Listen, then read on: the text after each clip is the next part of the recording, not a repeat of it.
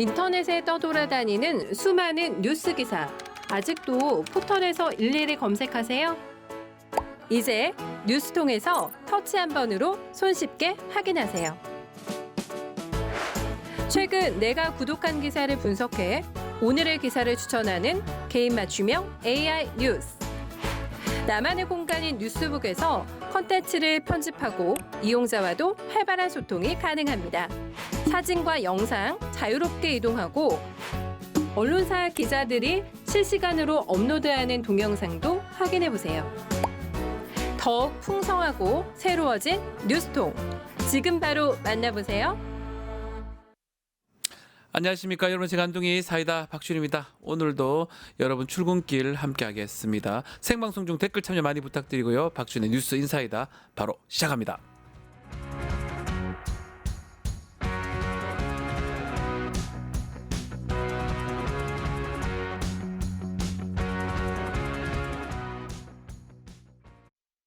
유튜브 구독하고 실시간 채팅과 댓글을 남기시면 매일매일 7천 TTCO를 드립니다. 참여 방법은 통통물 어플을 다운로드하고 회원가입과 로그인을 해주세요. 마이페이지에서 나의 회원 고유 번호를 복사해주세요. 유튜브 구독 후 실시간 채팅이나 댓글창에 고유 번호를 한 번만 입력하면 준비 끝! 지금 유튜브 채팅과 댓글 쓰기 참여하고 7천 TTCO 받아가세요. 돈 버는 퀴즈쇼 증권 통파. 퀴즈를 풀면 최대 100만 원 상당의 보상을 드려요. 탈락해도 걱정은 NO. 친구를 초대해도 코인을 드립니다. 친구는 3,000원, 나는 2,000원의 코인을 무제한으로 드려요. 자세한 내용은 QR코드를 스캔해보세요. 상금의 주인공은 바로 당신. 바쁜 아침 오늘 꼭 알아야 할 뉴스 엄선해서 정리해드리겠습니다. 듣기만 해도 이가 속 뉴스픽. 자, 오늘도 뉴스토마토의 전윤주 기자 함께합니다. 안녕하십니까? 네, 안녕하세요. 자, 윤석열 지지자들 네. 신당 창당을 예고했습니다. 상당히 논란이 되고 있는데 그 비밀번호가 방 비밀번호죠. 네. 1203이에요. 1203. 11월 비상계엄이 3일 떠오르죠. 비상계엄 사태 연상되는 거 아닙니까? 네, 맞습니다. 또 결론부터 말씀드리자면 일단 이 윤어게인 창당은 보류됐다라는 보류됐다. 점 먼저 말씀드리고 시작하겠습니다. 다만 이전까지 오늘 윤석열 씨의 변호인단 중 이 개몽됐다는 김계리 변호사를 포함해서 5명의 변호사는 이 신당 관련 기자회견을 열 예정이었는데요. 신당 창당과 관련해서 이 베이철 변호사는 대통령 탄핵 반대 운동을 했던 청년들이 윤 전 대통령 정신을 계승하는 거다 라면서도 대통령이 당원으로 가입하거나 직접 관여를 하진 않는다 이렇게 설명을 했습니다. 네. 또 출입 기자들에게 각종 일정과 공지가 내려지는 이 공보방의 비밀번호가 논란이 됐는데요. 이 12.3 비상기업이 연상되는 1203이 비밀번호였기 때문입니다.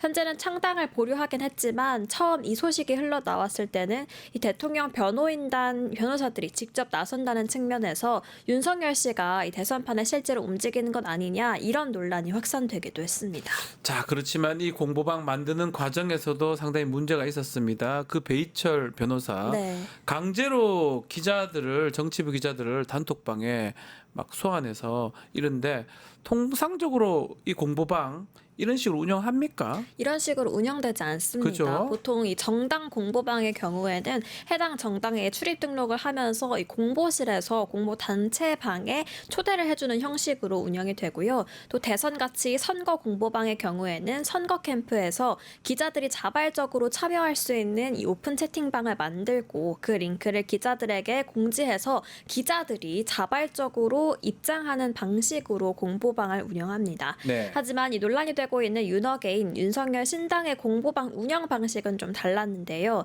카톡방을 만들면서 기자들의 동의 여부와 관계없이 이 400여 명의 기자들을 직접 초대해서 이 공보방이 만들어졌습니다.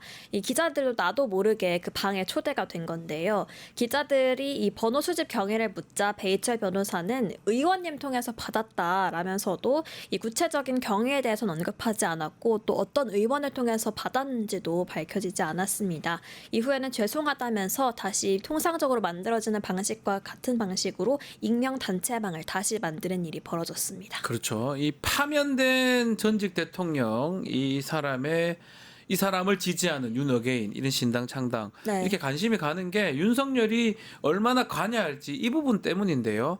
결국은 이제 윤석열이 관여하지 않겠다 이런 입장이긴 한데 국민의힘 내부 반응도 시끄러웠던 것 같아요. 네, 윤석열 씨 측 관계자는 신당 창당에 대해서 청년 지지자들의 이 정치적 의사표시로 이해하고 있다라면서 윤 씨가 국민의힘을 탈당하거나 신당 창당에 조금이라도 관여할 일은 없다 이렇게 말했습니다.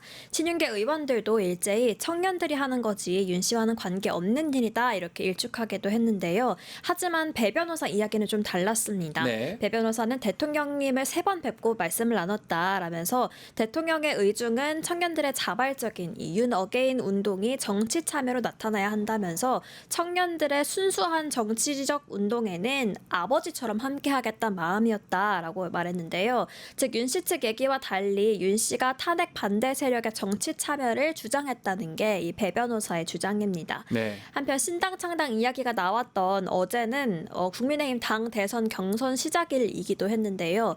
당내에서는 당을 망치려고 하냐, 이재명 선거운동 해주는 격이다, 또 윤 전 대통령이 국민의힘 배신자 아니냐 이렇게 격앙된 반응이 쏟아지기도 했습니다. 이번 창당 소식에 대해서 민주당 관계자는 창당 작업 배후에 윤 전 대통령이 있다면 진짜 후안부치한 거다라면서 일단 상황을 지켜보겠다 이렇게 말했습니다. 아니 어떤 청년들이 이렇게 내란을 옹호하고 그런 저는 제 주위에는 본 적이 없는데요. 이런 정신 나간 행동을 하는 그러니까 내란이에요. 이거는 뭐 정치적인 문제도 아니고 네.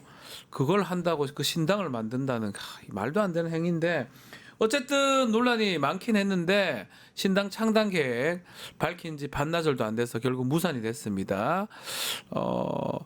윤석열이 만류했기 때문이다 이렇게 얘기를 하네요. 맞습니까? 네, 그 부분도 참 논란이 될 것 같은데요. 네. 윤석열 전 대통령의 변호인단은 창당 계획을 밝힌 지 반나절도 안 돼서 이 창당 기자회견을 유보하기로 했습니다. 그런데 그 이유도 윤석열 씨가 지금은 힘을 합칠 때라면서 만류했기 때문이었다라는 건데요. 배 변호사는 조기 대선 국면에서 윤어게인 신당 제안이 이 대통령의 의중이나 뜻 혹은 영향력 행사 등에 대한 여러 오해를 낳을 수 있어서 기자회견으로 이거를 공식화하는 게 바람직하지 않다고 판단했다라면서 이 대통령에게 부담이 되거나 누가 되고 싶지 않다 이렇게 말을 했습니다. 다만 이 배 변호사는 창당 보류 소식을 알리면서 국민의힘을 향해서 강한 비판을 내리기도 했는데요. 청년들이 독자적인 정치 세력화를 하지 못하면 이 땅의 청년들은 다시 기존의 국민의힘의 앵벌이 또 총알바지 병풍이라는 말을 들으면서 이용이 될 거다 이렇게 강력하게 비판하기도 했습니다. 그래요. 청년들이 정치 활동해도 돼요. 해야 되고요. 네. 사회에 관심을 가지고 정치에 관심을 가져야 되는데 내란이 일어났어요. 계엄. 정신을 좀 차려야 됩니다. 이거에 대해서 어떻게 옳고 그러니까 민주주의를 훼손하는 건데 거기 가서 청년들이 좋다고 창당하고 파면된 대통령을 따르고 이게 저는 모르겠어요. 윤석열 정신을 계승하겠다고 했는데 윤석열 정신을 당신 죽이는 건데 윤석열 정신이 뭔지도 모르겠네요. 정말 말이 안 돼. 그런 청년들이 얼마나 됩니까 사실은. 계속 이렇게 이용하는 거 아닌가 생각 들기도 하고요. 정신 차리셔야 될 것 같은데. 자 그리고 오늘도 대선 주자들의 발언 중 짚어볼 만한 발언 장면들 소개하는 대선 말말말 해보겠습니다. 오늘 어떤 장면 소개해 주십니까? 네, 어제도 이 대선 말말말 코너에서 그 홍준표 후보가 뉴스타파 기자가 질문하자 됐어요 하면서 이렇게 쌩 나가는 네, 모습 맞아요. 짚어드렸었는데요. 어제도 홍 후보의 이 편파적인 언론관이 그대로 노출되는 장면이 있었습니다. 네. 영상 먼저 보고 오겠습니다. 뉴스타파는 아니고 오마이뉴스. 아니 그러면 이제 다 하셨어요. 저 아는 사람인데. 자 혹시 더 그럼 마지막에 국방통일 외교안보 질문 있으세요? 아니 아까 하셨으니까 뉴스타파는 마지막에 하세요. 네, 오마이뉴스예요. 오마이뉴스하고 네, 조금만 기다려 주세요. 예, 적재적인 언론이죠. 고맙습니다. 자 후보님 아시아투데이 박영훈 기자라고 합니다. 아시아투데이입니다. 그거는 괜찮아요. 환경닷컴 이슬기 기자입니다. 군 가산 환경닷컴. 환경닷컴. 군 가산 난또 뉴스타파인 줄 알았지. 자, 오마이뉴스.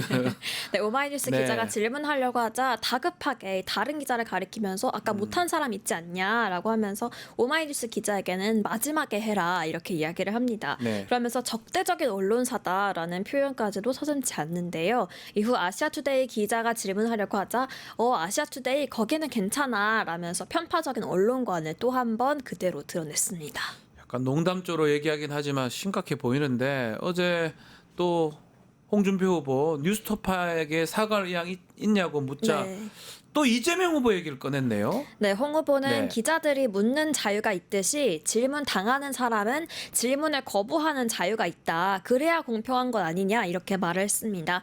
그러면서 홍 후보 본인도 뉴스타파와 오마이뉴스에서 명태균에 대해서 질문할 거 아니었냐라고 말하기도 했는데요. 이후에는 한번 질문해보라고 하면서 명태균과 관련된 질문을 받기는 했습니다. 네. 하지만 돌아온 건 이 명태균 씨 논란에 대한 대답이 아니라 전혀 다른 말이었는데요. 이 부분도 영상으로 확인해 보시죠. 우리한테 적대적인 언론들은 사실상 이재명 후보한테 가서 이것부터 물어야 돼요. 당신은 현수 거기를 왜 찢으려고 했냐? 그거 물어봐야지. 그게 대통령 될 사람의 할 짓입니까? 할 말입니까? 두 번째, 여배우 농락하고 무상연애는 왜 했나? 그런 거 물어봐야죠. 대통령 될 사람인데. 또 세 번째, 가짜 검사 사칭하더니 요즘은 왜 대통령 사칭하고 다니냐? 그런 거 물어봐야죠. 네 번째, 전과사범 중범죄 기소돼가지고 범죄자가 대선 출마하면 되냐? 그런 거 물어봐야죠. 네, 명태균 씨 의혹에 대해서 네. 결국 홍 후보가 이 껄끄러운 답변을 피하는 방법으로 선택한 방식은 결국 또 이재명이었습니다. 이 발언이 나왔던 자리는 국방 외교 통일 비전을 발표하는 자리였는데요. 결국 이 자리에서 남는 건 이 비전보다도 이재명 후보에 대한 네거티브 뿐이었던 것으로 보입니다. 네. 이 논란에 대한 돌파 대신에 역질문으로 대처 방식을 택한 홍준표 후보, 이 상대를 태하는 태도도 대선 주자로서 갖춰야 할 자질들로 국민들이 모두 판단하고 있을 것으로 보입니다. 기자 직업이 뭡니까? 질문하는 질문하는 거죠. 거예요. 네. 질문하고 정치인들은 답변할 의무가 있는 겁니다. 답변하기 어려우면 답변해서 못해서 미안하다 그렇게 얘기하면 그만인 거예요. 네. 질문한다고 성질을 내면 됩니까? 안 되죠. 하지 마세요. 정치를 하지 마시고 그냥 집에서 혼자서 성질 내면서 혼자 사시면 되는데 언론, 민주주의에 언론이 있는 거 아니겠습니까? 맞습니다. 언론이 왜 존재합니까? 민주국가이기 때문에 존재하는 거거든요. 글쎄요. 과연 저렇게 행동하는 게 맞는지 적대적으로 행동하고 질문하지 말라 그러고 질문하니까 딴 사람 얘기를 하고 그거에 대한 양심의 가책이나 잘못됐다라는 생각조차 없는 것 같습니다. 그렇죠. 그 중국이나 뭐 이런데 아직 민주 안 되는 그런 데서 언론이 아니죠. 그거는 정부의 그냥 입인 네. 거잖아요.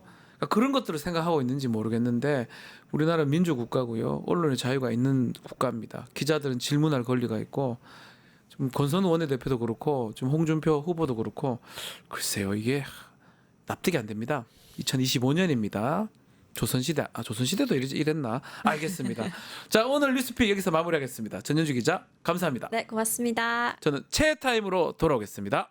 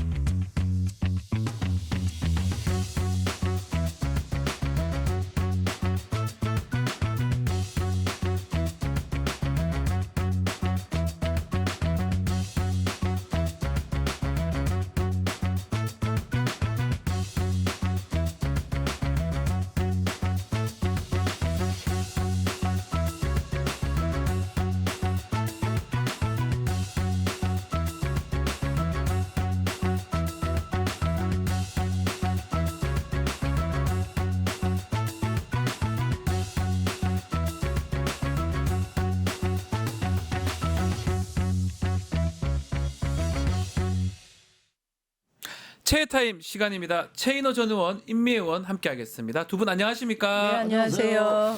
자, 어제 국회 본회의에서 내란 특검법, 명태균 특검법 재표결 붙여졌는데 임 의원님, 네. 결국 국민의힘 이탈표는 많이는 안 나왔던 것 같아요. 뭐 지난번에도 198표였었거든요. 딱 걸렸네요. 김건희 특검법 예, 하나, 부결 두 때 개. 네, 197표 나왔으니까 네. 이탈표는 전혀 없었다. 네. 그러니까 여전히 국민의힘은 국민의힘다웠다. 이렇게. 자, 이렇게 참 그대로 가는 것 같아요. 시간은 좀 많이 흘러갔는데. 그러니까 국힘은 네. 조포당이다. 어떤 거죠? 조물주도 포기한 당이다. 저는 어쩔 수 없다. 그래요. 예, 내란 옹호당, 맹태균, 김건희, 윤건희 옹호당. 네. 네. 아니 근데 제가 예. 투표하기 전에 의원 몇 명은 타고 그래도 이번에는 그래도 이거 다시 부결된다면 파면이 결정된 이후에 너무 그러니까요. 우리 국민들한테 너무 허탈감을 또 안겨주지 않겠냐. 그래서 저희 몇몇이 열심히 의원들하고 작업을 좀 해봤어요. 계엄령 해제할 때 참여했던 의원들, 그 다음에 탄핵안 가결될 때 12월 14일 날 참여했던 의원들, 그때는 뭐 그 의원들하고 통화도 해보고 예. 했는데 그분들도 그 내부의 분위기 때문에 숨막히다, 죽을 것 같다, 미치겠다 이런 얘기들은 하소연을 하시는데 이탈표는 별로 없었다는 거죠. 어차피 이게 무기명이면 그렇죠. 한번 해볼만 한데. 해볼만하지 않습니까, 의원님? 왜 똑같이 뭐, 얘기했어요. 아니, 그러면 이거- 해볼만 하지 않냐 그랬더니 그렇죠. 예. 금방 드러난다는 거예요. 이게. 걸립니까? 예, 금방 드러난대요. 근데 그게 틀릴 경우도 많고요. 음. 그러니까 또 뭐 하여튼 그런데 방금 임 의원님 말씀대로 그 대목에서 한동훈 개 네, 소위 말하는 맞습니다. 뭐 주로 작업을 하셨다면 주로 그쪽 계통 아니겠습니까? 가까운 사람들 네. 일차적으로 그럴 건데 참 아쉽습니다. 뭐 어제 같은 경우는 만약에 이제 반란표가 일어나서 통과됐다면 다 뻔하니까 한동훈 개가 더 이제 전당대회 지금 경선 앞두고 더 고립될 수 있겠지만 진작에 결단을 했더라면 했었어야죠. 또 그리고 내란 수사가 지금 진행 중이었다면 그럼 당내 역관계에서 한동훈이 차지하는 정치적 위상은 맞습니다. 예. 전부 그 계엄 옹호했고 내란 옹호했던 사람은 정치적 입지가 이제 좁아질 대로 좁아진 상태에서 거꾸로 이야기하면 계엄에 반대했고 탄압에 앞장섰던 정당성이 내란 수사에서 그냥 그대로 나타나는 거예요. 증명하는 건데 시기를 놓쳤다 한동훈은. 그러니까 그런 면에서 보면 저는 어제 결과 보면서 한동훈은 대선 주자도 되기 어렵지만 이후에 당권을 잡기도 어렵겠구나. 어차피 국힘 내에서는 이 소수파로서 전락할 가능성이 많다. 그걸 확인해 준 그러니까 어제 정무적으로 대표였어요. 그런 기회들이 왔을 때 잡아야 판단하지 못한 되는데 거죠. 예. 계속 잡지 못했다. 그러니까 그 본회의장에 왔을 때는 저는 국민과 함께 뭐 계엄을 그때 맡겼습니다. 잘했어요. 잘했는 거 그때 맞아요. 제가 뭉클했다니까요. 잘했다니까요. 제가 뭉클했어요. 그런데 그 뒤에 뭐 한덕수하고 뭐 이렇게 뭐 공동 정권설 뭐 이렇게 위헌적인 행위하다가 또 용산 갔다 오고 난데 사람이 또 확 또 톤다운되고 오락가락 하다가 이제 기회 다 놓친 거지. 그러니까 본인도 네. 지금 보면 대선 출마하면서 그 내란 계엄 때 자기가 나섰던 모습을 가장 앞으로 내세우거든요. 그렇다면 그때 그거대로 그러니까. 가면 되는 건데 못 간 그 거잖아요. 일관되게 가야지. 아니 그러니까 이미 이제 한동훈에 대한 기대는 일찍 접기는 했으나 저는 어제 내심 그러니까요. 혹시나 이런 기대가 좀 있었는데 저희 박성준 수석이 그러더라고요. 안 된다고. 이랬는데 진짜더라고요. 참. 안 됩니다. 더 문제는 이렇게 내란 특검법이 필요한 거 아니겠어요? 근데도 자꾸 국민의힘 의원들이 막고 있습니다. 국민들은 보고 있고요. 근데 이제 문제가 내란 상황이 다 종결됐냐? 아니에요. 최상목 부총리 보십시오. 국회 현안 질의, 국회 청문회 가가지고 그러니까 뻔뻔하게 거짓말합니다. 전화기 안 바꿨다고. 그러니까 5분도 안 돼서 들통날거든. 거기에다가 안가 해동에 참가했던 참모들을 보니까 용산 그 국무위원들 보니까 당시에 휴대전화 바뀐 것들 다 드러나고 있거든요. 6번 바꾼 사람도 있고 김태호 차장은 보니까 이틀간 3번 바꿨습니다. 그렇죠. 이거 다 증거인멸 아닙니까? 그래서 특검이 필요한 거 아니에요? 확실한 증거인멸이죠. 그러니까 아니 이틀에 3번 바꾼 사람, 네. 6번 핸드폰 바꾼 네. 사람은 그 핸드폰을 왜 바꿉니까 이 와중에? 그러니까. 그러니까 증거 인멸을 계속 그 서로 바꾼 전화기 가지고 수도 없이 증거인멸하고 전화하고 같이 계엄에 내란에 동조했던 사람들한테 이거 없애고 저거 없애고 그렇게 뭐 전화하고 그 기록이 나면 일일이 찾아다닐 수가 없잖아요. 그러니까 전화를 할 수밖에 없는데 그러니까 하루에도 막 전화하면 10통, 20통, 30통씩 만약에 그러니까요. 했을 가능성이 높고 그러니까 또 내일 또 바꿔야 되고 또 며칠 있다가 또 증거인멸 하니까 또 바꿔야 되고 야 바꿨나 안 바꿨나 또 증거인멸 했냐 안 했냐 확인도 해야 되고 김태효는 하루에 2번 바꿨어요. 아니 그러니까요. 네. 그러니까 그게 증거인멸을 시도했을 것이다라는 합리적 의심이 충분히 가죠. 맞지 않다면 핸드폰을 하루에 이틀 사이에 3번, 6번 바꿀 이유가 없는 그분한테 거지. 질문 드려보고 최근에 휴대전화 언제 바꿨습니까? 저는 작년에 바꿨어요. 이게 맞아요. 언제 기억이 바꾸셨어요? 잘 안 저는 한 나는데. 3년 가까이 된 거죠. 저도 그렇거든요. 잘 안 바뀌십니다 이거. 바꿉니다. 또 새로 해 깔아야 되고 누가 이걸 바꿉니까? 얼마나 경상도는 귀찮습니까? 얼마나 귀찮은 걸려 일인데. 있어서 그래요. 2년은 써야 되거든요. 안 바꿔요. 특별하게 무슨 약정 걸린 것도 있지. 예컨대 분실하거나 파손 생기거나 하지 않으면 휴대전화를 누가 바꿨습니까? 근데 강의규라고 하는 네.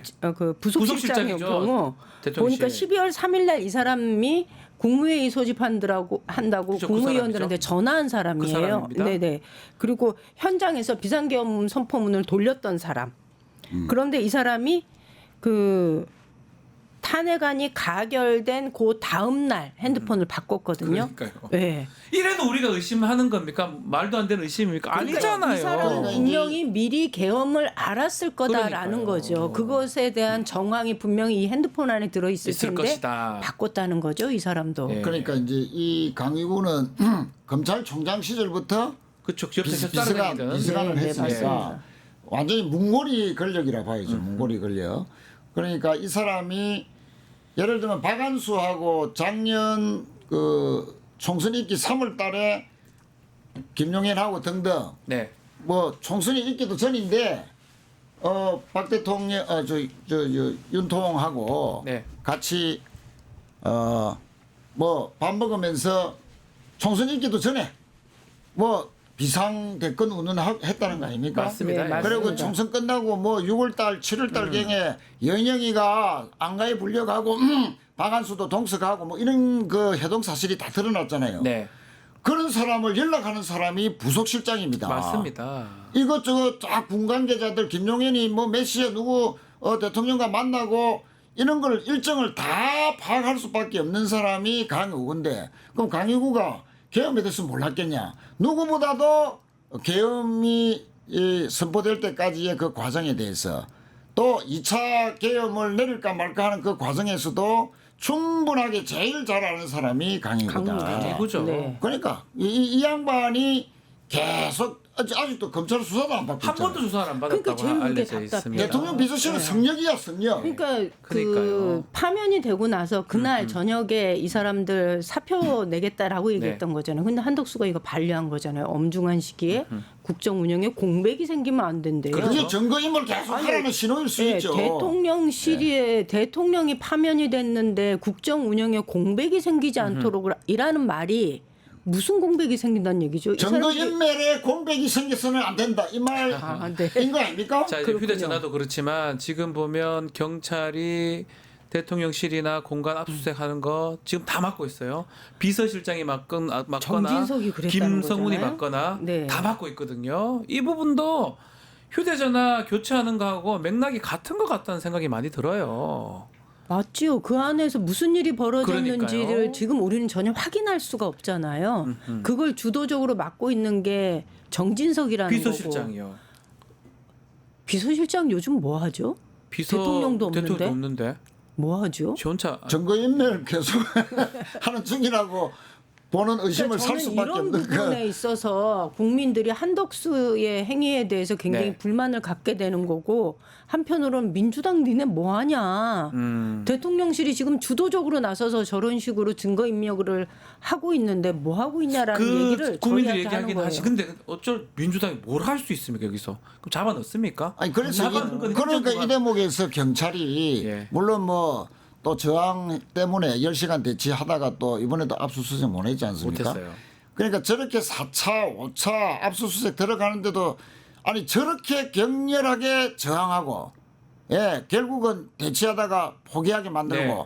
이런 악순환이 계속되는 것은 저항한다, 압수수색 못하게 한다 하면 할수록 그것은 지금도 증거인멸이 진행 중이다라고 이렇게 보는 것이 합리이지 않겠나. 네. 그러니까 예를 들면 대통령 비서실도 예를 들어 포고령 작성을 김용현이 본인이 했다라고 했는데 모두도 못 친다는데. 뭐. 나중에 알고 보면 5등도 못 치는 큰맹이라는 거 아닙니까? 큰맹. 예. 큰맹이 포고령에 그것도 의사들 뭐 복귀 안 하면 처단한다. 이거는 신종 버전까지 살짝 끼워 넣고 박정희 때 했던 그거를 그렇게 신종 버전까지 끼워 넣었던 거 누가 도와줬다. 그렇죠. 큰맹한테. 예. 그러면 내란 동주 세력인데 그게 대통령 비서실에서 누가 했겠죠. 작성해 준 거 아니냐라는 했겠죠, 당연히. 그런 의심을 할 수밖에 없는 것이고 네. 그러니까 검찰이 왜 대통령 비서실은 강의구 실장을 비롯해서 한 사람도 건드리지 않느냐.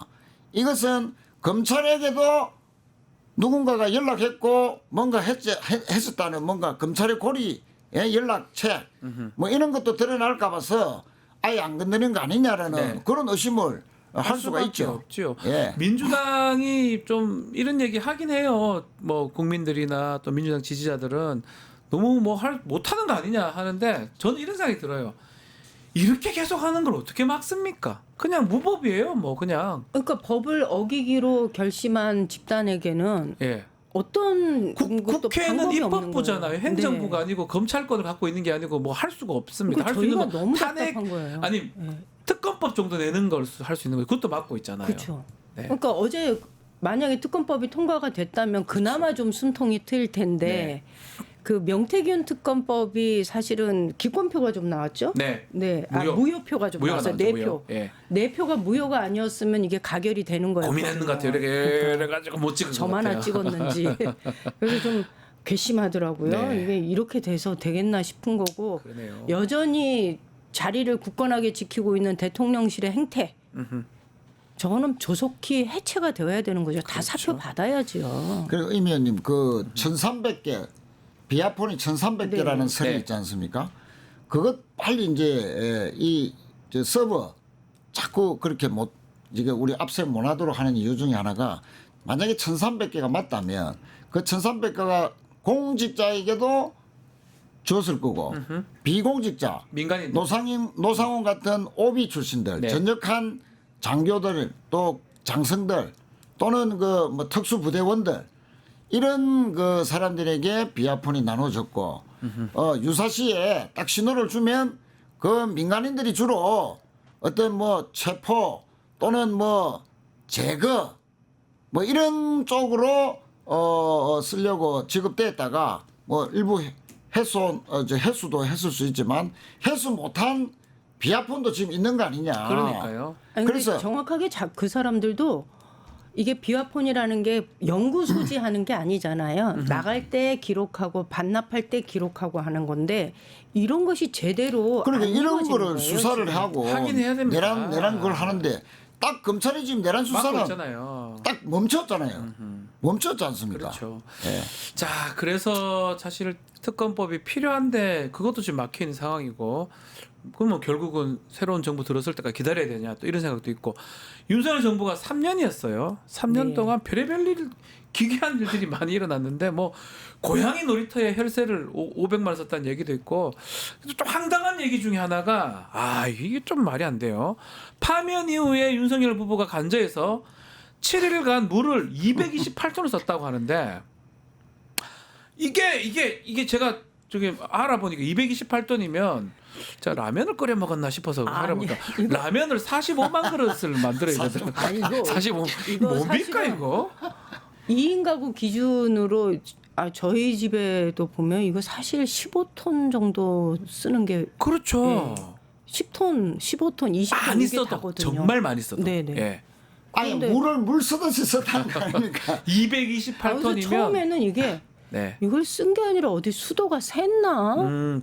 통상은 샜을 때 이렇게 되긴 네. 한데 새도 이 정도 새도 안 나오면요 되지. 이렇게 콸콸 새는 경고 것도 떠요. 아니고. 이렇게 아니, 되면 세면은 그 뭐 맹색이 대통령실인데 예. 또 바로 고쳤겠지. 70배입니다. 70배. 70만 원이라 그러죠. 예. 주도 물값만 70만 70만 원. 원이고. 그러니까 물값이 너무 쌌어, 그렇게 치면. 김혜경 여사는 네. 예. 네. 10만 원, 10만 5천 원입니까? 네. 그 법카 쓰고 기소됐지 않습니까? 기소까지 되고 재판받고 뭐 있어요, 재판받고 지금? 있는데 자 70만 원이면 7배를 그 혈세를 낭비했으니까 네. 그거는 뭐 또 횡령 아닙니까? 아니 그러니까 민간인 신분이었잖아요. 파면이 된 이후에 7일 동안 쓴 물이 그 그렇죠. 정도라는 거예요. 민간인이네, 민간인. 민간인이 관절을 점유하고 있는 상황에서 과도하게 물을 사용한 거고 공공요금이 발생한 거잖아요. 이 부분에 대해서는 책임져야죠, 당연히. 그렇죠. 이게 기본적인 도덕성의 문제 아니겠어요? 아, 이거 혹시 근데- 두 분 뭐에 썼을 것 같습니까? 저는 아니 그런데 그 저기 그래서 생각이 안 제가 돼요. 그저께 예. 우리 김영배 의원이 네네. 대정부 질문을 했다면서요. 네, 그래서 제가 맞습니다. 이제 만날 기회가 있어서 이야기하다가 보니까 아주 기분이 좋아요. 네. 그리고 김 의원 뭐 때문에 기분 좋은데 했더만 아 유튜브에서 난리가 났다는 거라 네. 지금 막 댓글 달고 잘한다. 그래서 그 오랜만에 한 건 했나 했더만 본회의장에서 대정부 질문을 박성재 법무부 장관에게 예. 지금 용산에 이사할 때 히노키 탕으로 보이는 목욕탕, 뭐 욕조도 그 이사하는데 뭐 가져갔다. 2천만 원짜리. 예. 예, 히노키 탕. 그 히노키 탕이 원가가 2천만 원 정도를 한다고 그랬어요. 김영배 의원이. 그러니까 원가에다가 또 치장 좀 들어가고 그다음에 원가니까 만약 실제 판매한다고 생각하면 또 이윤이 붙어야 될 거 아닙니까? 그렇죠. 그러면 더 비싸죠. 훨씬 더 비싸지는 거예요. 그러면 그런 만약 5천만 원짜리 히노키 탕이다. 그럼 이건 세계 최고 비싼 예. 근데 그거 그러니까 그 가져가면 비싼 안 돼요. 히노키 탕에서 네. 에라 모르겠다. 뭐 대통령실 물, 뭐 정수된 물 여기 막 한없이 그랬을 막 거라는 쓰고 거예요? 가자라고 뭐. 아, 했어요. 그랬어도요. 저렇게 그래 안 나오죠. 나는 뭐 그래. 그 뭐 이해가 안 갑니다. 그래. 야외 수영장에 물을 그렇죠. 된다면 이 정도의 물을 쓸 수는 있어요. 그렇게 얘기하더라고요. 야외 살살했는데 수영장에. 이게 네. 뭐 수영을 그리고 할수 히노키 있겠나. 탕도 그거 가져가면 안 돼요. 안 되죠. 그 관저 공사할 그러니까 때 그거 개인 돈 횡령죄잖아요, 네, 그렇죠. 횡령죄. 개인 돈으로 공사한 게 아니잖아요. 캣타워 역시 마찬가지고요. 그렇죠. 이건 가져가면 안 되는 거예요. 옛날에 미국의 어느 대통령이 그런 적이 있었죠. 외국인과 그 교류 중에 사절단이 와가지고 조그마한 그림을 줬고 그것을 관제에 걸어놨다가 퇴임할 때 그걸 가져갔다가 가져가서 걸린 적이 문제가 된 적이 있거든요. 있지요. 예. 명백한 저거는 국가 원수로 횡령죄입니다. 받은 거기 때문에. 그렇죠, 그렇죠. 좀 마찬가지예요. 공무 수행하면서 썼던 거예요. 관저에 네. 있는 거긴 하지만 그것을 왜 가져갑니까 자기가? 횡령죄입니다, 이거. 자, 이게 좀 이렇게 기괴한 일들이 계속 일어나는데 어째서 좀 기괴한 소식이라고 표현하겠습니다. 윤석열이 신당을 만든다. 자, 이런 소식이 나와가지고 아니 그래서 저희가 네. 의원들 방에 최민희 의원이 그런가 신당이 뉴 파티인가요? 아니면 그 굿당인가요? 얘기하더라고요. 너무 놀라가지고 네, 이거 신당이 왜 이렇게 새로운 당이냐 아니면 아니면 굿당이냐? 신당이라면 경상도 말로 쉬었다 하면 쉬었다. 그건 신당. 음식을 쉬면은 못 먹잖아요. 시인당이라고. 시인당. 아니 어쨌든 지금 그 변호사들이 모여가지고 네. 윤석열을 변호했던 변호사들이 기자들을 초대해가지고 만들 것처럼 이제 확실히 하다가 나중에 보류되긴 했습니다. 그러니까 이거는 뭐 그 굿당은 아니에요. 정말 새로운 뉴 파티 신당인데 어떻게 해야 됩니까 아니, 우리가? 그러니까 이제 이건 참. 이 사람들이 이제 포기하는 것은 일시적으로 포기하는 것이겠죠. 예. 일시적으로. 그러니까 지금 뭐 국힘도 경선 중이고 한덕수 또 무소속 출마한다. 이래저래 좀 기획을 하고 있고 또 여론을 모으려고 온갖 노력을 다 하고 있는 중에 윤석열 당을 만든다는 거는 좀 뜬금없어 보이기도 하고 그렇죠. 또 혼란을 주는 메시지이기도 하고 그러니까 지금은 때가 아니다. 너가 하는 게 틀렸다는 게 아니고 지금은 때가 아니다. 왜 지금은 때가 아니냐? 지금 혼란스러운 메시지를 주는 것이기 때문에 지금은 때가 아니다는 것 때문에 그럴 수도 있고 그런데 이제 대선에서 뭐 100% 패배할 거 아닙니까? 그러면 이제 당을 새로 만들어야 돼요.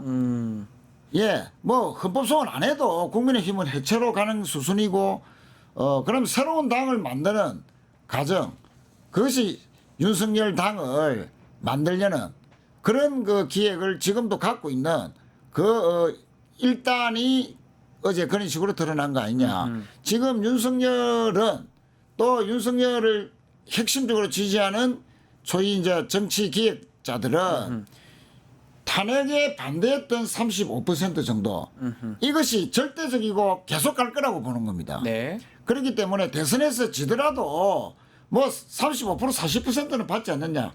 그 35% 40%는 온전히 윤석열을 지지하는 국민들의 표다라고 자기들이 생각하고 아하. 그 35%의 국민적인 여론이 계속 유지된다면 얼마든지 윤석열 당을 마음만 먹으면 만들 수 있다. 그래서 일부가 선도 창당하는 움직임을 보였다가 지금은 때가 아니다 해서 들어간 게 아니냐. 그러니까 그 예. 면에서 착각을 하고 있는 거죠. 착각이다? 35%의 착각이지. 지지가 있을지는 모르나 그것이 윤석열에 대한 지지일 것이다라고 보고서 신당 움직임도 있는데 그 배모 변호사가 기자회견문을 예. 냈잖아요. 저는 굉장히 극진한 존칭을 쓰는 건 굉장히 불편하거든요. 근데 네. 대통령님의 의중이 어쩌고 저쩌고 뭐 이렇게 지기현 판사도 예, 비슷하게 뭐 그런데 그렇게 극진하게 거기에 보면 하는 거하고 비슷하게 딱 읽으면서 느낀 게 네. 이 사람들이 국민의힘이 자기네 편이 아닐 거다라는 것을 이미 알고 있었구나. 그러니까 탄핵 심판이 진행되는 과정에서 이 사람들은 국민의힘이 자기들을 끝까지 지켜주지 않을 거다라고 생각을 한 거예요. 예, 예. 이미 선을 긋기 시작한 거고 그것이 신당 움직임으로 나온 건데 신당으로 갈 때 35%가 그럼 자기네로 모일 것이냐 아니라는 거죠. 그렇죠. 당연한데. 그럴 수가 그러니까 없죠. 이 사람들은 초현실 세계에서 아직도 살고 있고 초현실적인 판단이 계속되기를 바라는 그런 몽상가들이 그러니까 제가 저희 모인 지인이 사람들이 많다. 그쪽 저희 주변에는. 그 지역의 주변 지인들이 지난번에 형사재판 그 윤석열 네. 그 나온 거 보고서 95분인가 90분인가 혼자 얘기했다는 거 그렇죠. 아니에요. 그러고 예. 나니까는 저한테 톡이 왔어요. 정신질환을 앓고 있는 것 같아. 이렇게. 저도 상상이 왜 이게 또 그러냐면 상식적이지 않다는 거예요. 그 말이 왜 맞냐 하면 정신질환에 맞다는 말은 아니에요. 변호사를 저도 일을 하면서 가장 통제 안 되는 사람이 말 많은 피고인이거든요. 피고인은 말이 많으면 절대적으로 불리한다면 실수를 하잖아요. 무조건 실수하죠. 네. 무조건 실수하죠. 아니 그 헌법 재판 때도 그때도 그랬잖아요. 뭐 나는 뭐 인원이라는 말 절대 안 써 쭉 했다가 몇 분 있다 1분 있다 1분 59초 만에 그 인원이라는 말이 툭 튀어나와가지고 세상 만사 다 그러니까 그 망신당하고 그 상식적이지 않은 사고 하에서 신당의 움직임이 있었던 거고 전 그 신당의 움직임이 전혀 윤석열의 의중과 무관하냐 아니다라고 보고 그렇죠. 있죠. 그렇죠. 당연하지. 자 윤석열 신당 얘기가 웬 말이냐 싶고 또 젊은 청년 정치인들이 다들 뭐 억압적으로 있기 때문에 그 사람들을 풀어줘야 되는데 제가 아는 청년들 중에 내란이 잘 됐다고 하는 분은 저는 본 적이 거의 없어가지고 자 일단 지금 대선 얘기 좀 해보면요 한덕수 지금 출마론 여전하긴 한데 어떻게 보십니까? 지금 가처분 또 인용되면서 한덕수 입지가 많이 줄어든 거 아니냐 이런 생각도 좀 이런 얘기도 많은데요. 의원님 어떻게 보십니까? 한덕수 계속 나오는 겁니까? 저는 못 나올 거라고 보는데요. 네. 저는 한덕수 요즘 최근의 행보를 이렇게 보면서 새로운 그 분노 유발자 너무나 화가 나요 보면서. 네. 어떻게 보면은 이 권한대행으로서 대통령 선거를 엄중하게 공정하게 관리해야 할 책임이 있는 자가 그렇죠. 정치적인 행위를 하고 있는데 이것에 대해서 그냥 무방비 상태로 그것을 지켜봐야 한다는 게 너무 화가 나는 거예요. 이러니까 네. 탄핵 얘기가 계속 나오는 거 아니겠습니까? 이 사람은 줄타기를 하고 있는 것 같아요. 여전히 안 나간다라고 말하면 끝날 거를 안 나간다라는 말도 안 하고 그러면서도 자신의 정치적인 입지폭을 넓히기 위해서 미국과 통상교섭을 하겠다라고 얘기도 하고 네. 말이 안 되는 거죠. 지금 빨리 자기가 결심을 해서 불출마하겠다고 얘기를 한다든지 아예 안 나간다 대선만 아니 관리하겠다. 나가든가. 그럼 아예 차이는 나가든가. 나가야죠, 나가든가. 그러면. 둘 중에 하나를 선택을 해야 되는데 이도 아니고 저도 아니고 뭔가 간을 보는 거 아니냐. 간 보는 거죠. 그러니까 이제 네. 임 의원님은 이제 결국은 출마 못할 네. 것이다. 어떻게 보십니까? 저는 뭐 가능성이 아직도 있다. 출마의 가능성이 그러니까 있다. 왜냐하면 한덕수가 처음부터 대선 네. 출마를 결심한 것은 아니고 소위 말하는 기획설, 타이설이죠. 기획을 해서 한덕수를 한번 띄워보고 지푸라기라도 잡는 심정으로 아니 김문수도 띄워봤다가 하니까 또 안 되고 네. 홍준표도 혹시 또 치고 나올 수 있냐 뭐 그것도 잘 될까 말까 잘 모르겠다. 그렇다고 한동훈을 줄 수는 없고 네. 유승민이 나가버리고 아니 그러니까 한덕수라도 또 띄워볼까? 그러니까 이제 소위 말하는 뒤에서 이래도 띄워보고 저래도 띄워보고 로또 잡는 심정으로 뜨는 사람을 이제 밀어버리자 마지막에. 자 이래가지고 뒤에서 기획하는 배우에 있는 사람들이 이제 한덕수를 띄워보고 그러려면 그냥 띄워가 되냐. 의원들도 뭐 움직임이 있어야지. 그 한덕수 또 좋아할 만한 사람들 빨리 부추기서 빨리 그 뭐 50명 연판장 돌린다 하더라 바람 잡고 막 달려가겠습니다. 실제로 또 만나고 설득하고 이런 과정이 있었지 않겠습니까? 네. 자 그런 과정에서 그런 걸 보면 이제 기획설이고 타의설이죠. 자기가 처음부터 생각한 건 아닌 거는 맞는데 하다 보니까 며칠 지나서 여론조사에 넣어보니까 갤럽에서 2% 나왔다가 네. 또 다른 여론조사에는 국힘 내에서는 또 2등으로 했다가 또 이제 며칠 치고 사이에는 올라왔어요. 네. 1등으로 올라서고 네.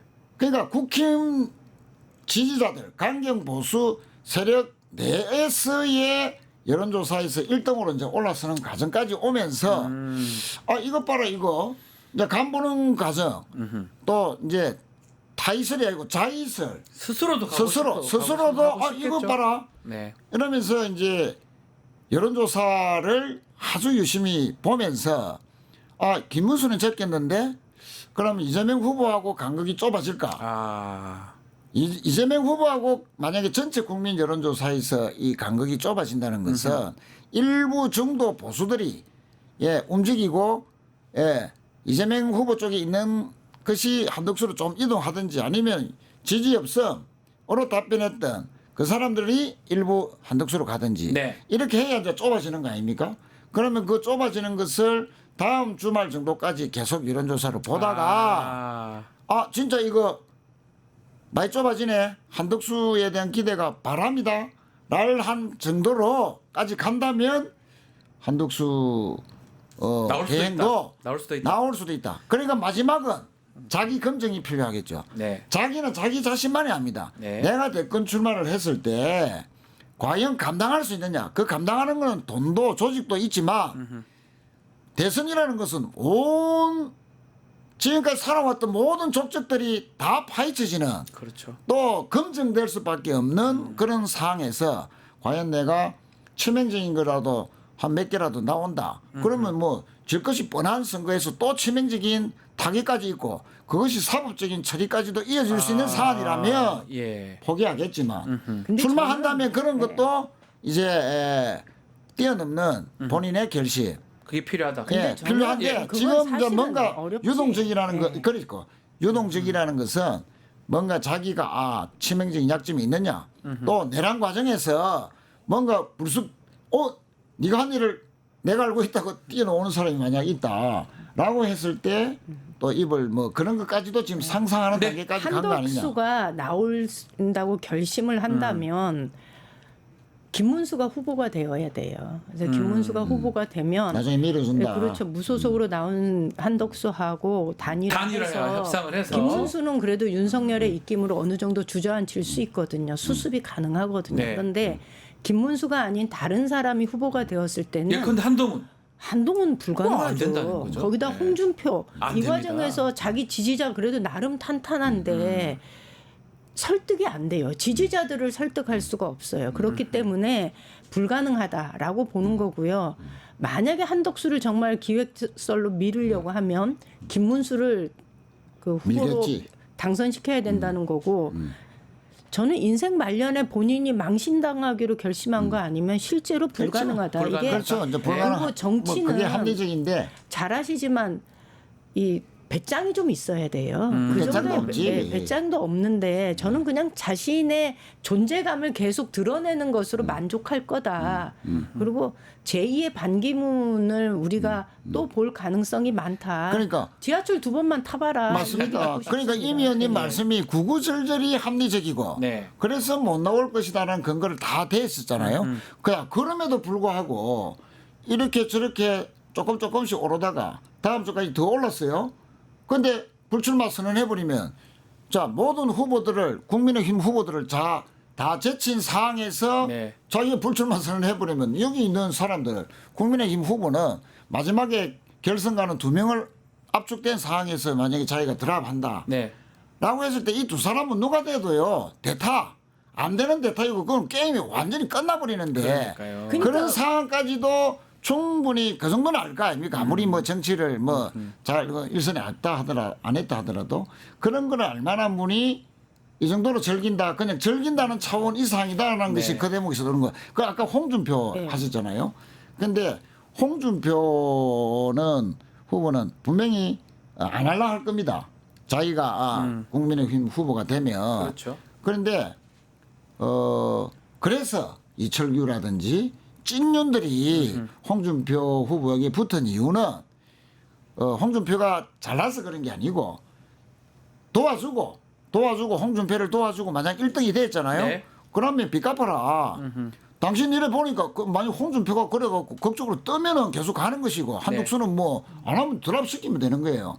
그런데 지지율이 차이가 많이 나는데도 한덕수가 이기는데도 계속 나는 나온다고 막 고함 지르고 이제 자기 홍준표 씨 그 고집을 피우면은 도와줬으니까 찐년들이 또 세잖아요. 네. 끌어내리려는 거지. 네네. 그래서 알겠습니다. 잠입한 것이다. 이것 때문에 곤란한 건 예. 이것 때문에 곤란한 건 한덕수 때문에 곤란한 건 확실한 건 국민의힘이에요. 그렇죠. 가장 예, 그렇지, 기획설에 도리어 당한다 국민의힘이 전 그 얘기 드리고 싶어요. 짧게 지금 국민의힘은 지금 대선 경선 하고 있습니다. 8명 네. 출마했고요. A조, B조 나눠서 뭐 예능적 요소도 추가하고 하던데 어떻게 보셨습니까? 지금 진행되고 있는데요. 그 단체장 출신이 3사람이나 들어갔어요. 네. 역시 TK에 2분 다 들어갔어요. 8인에. 네. 아, 근데 저는 워낙 그 2분한테 할 말이 많은 사람이어서 이철우, 이철우하고 홍준표 2분. 네. 저는 뭐 다들 들러리 아닌가. 뭐 자신의 정치적인 존재감을 드러내기 위해서 경선에 참여한 건데 저는 이번에서 여전히 홍준표가 그래도 최종 4인 누가 남을까 이렇게 생각을 해보면 그거 한번 질문 드려볼게요. 4명 누가 될 것 같습니까? 저는 그래도 홍준표. 네. 김문수, 네, 김문수. 예. 그다음에 한동훈, 나경원. 요 안철수 정도만 의원은 될까요? 좀 어렵습니까? 저는 어렵다고 봅니다. 아니 그럼 국회의원을 하는 동안에 뭔가 이렇게 분명하게 자기 목소리를 내든가. 지금은 이제 안철수는 다선 국회의원으로서의 본인의 역할이 있을지는 모르나 네. 더 이상의 어떤 정치적인 이 미래는 없다라는 거죠. 우리 최 의원님도 4명 중에 나경원이 더 가능성이 높다. 안철수보다. 네, 3명은 좀 상수 같고요. 그러니까 이제 오세훈 불출마의 효과를 그러니까 서울 다 지역구를 두고 기반으로 하고 있기 때문에 뭐 안철수 후보도 경기도지만 아무래도 오세훈의 불출마는 나경원 쪽으로 조금 더 수혜로 가지 않겠나. 그리고 안철수 후보가 별로 존재감이 너무 사라졌어요. 최근에. 그런 거 같긴 예.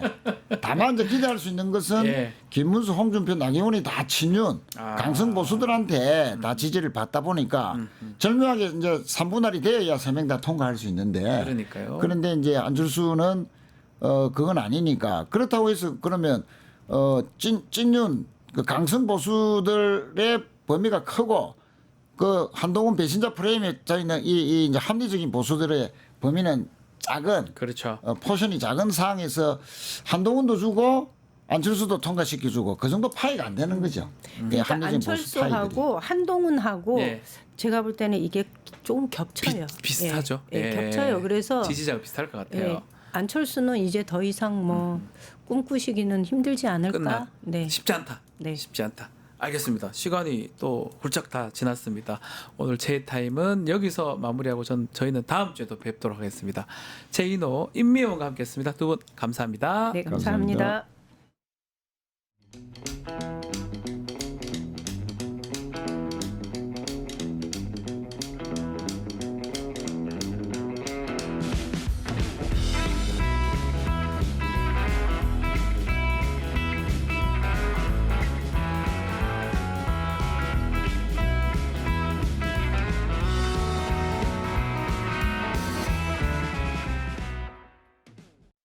국내 MTS의 선두주자 증권통. 모든 투자 자산을 한눈에 오케이. 투자 고수의 거래 내역을 구독하고 주식 투자를 더 쉽게. 거슬리는 하단 광고도 노에드 가입하면 더 넓고 더 많아지는 나의 관심 종목들. 쉽고 빠른 주식 투자 증권통. 리서치 앱테크 아직 시작 안 하셨나요? 생각만 공유해도 리워드가 쌓이는 서치통. 지금 시작해보세요. 원아이디 로그인 후 패널 가입 시 약 3,000원 상당의 리워드 적립. 리서치에 참여하실 때마다 현금처럼 사용 가능한 PTR 적립. 내가 초대한 친구가 패널 가입을 할 때도 리워드 적립. 지금 바로 서치통에서 우리 지역, 우리나라의 사건, 사고들에 대한 리서치에 참여해주세요. 대선 국면을 맞은 우리 한반도 정치 안보 현안 매주 금요일 이분과 짚어보겠습니다. 최강 디펜스 김종대 의원과 함께합니다. 안녕하십니까 의원님. 안녕하세요. 네. 그러니까 대선 국면이지만 안보 상황, 정치 상황은 정말 만만치 않은 것 같습니다. 예, 그러니까 사실은 이럴 때 우리가 이제 서서히 달궈지는 개구리가 되는 거 아닌가. 네. 갑자기 뜨거운 물에 들어가면 확 튀어오르는데. 그러니까요. 지금 외부의 환경 변화가 서서히 바뀌는 끓는 물로 가고 있는데 우리가 그 안에 개구리가 된 거 아닌가 싶은 게 우리가 IMF를 맞이한 게 1997년입니다. 맞습니다. 그때 사회가 대격변을 했거든요. 네. 글로벌 무역 체제, 개방 체제 편입되라는 외부의 압력에 뼈를 깎는 고통을 당했습니다. 그랬는데 지금 27년이 지난 지금 와서 완전히 정반대 또 태풍을 맞이한 겁니다. 네. 이번에는 또 보호무역주의와 그 국가의 기환. 이거는 27년 전에 불었던 그 바람하고는 물길이 완전히 정반대죠. 태풍을 또 맞이한 거거든요. 예. 근데 27년 전에 우리 국가가 그 고통을 겪고 잘 적응을 해서 그 뒤로 거의 30년 네. 진짜 황금의 시대를 누려놨고 너무나 잘 버텨왔는데 네.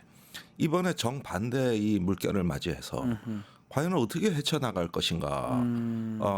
이렇게 되니까 우리는 할 수 있다고 보거든요. 근데 97년에는 우리가 다 힘을 모아서 정말 국민들이 한 마음으로 이렇게 극복을 했는데 네. 지금은 이런 태풍이 온 줄도 모르고 있단 말이에요.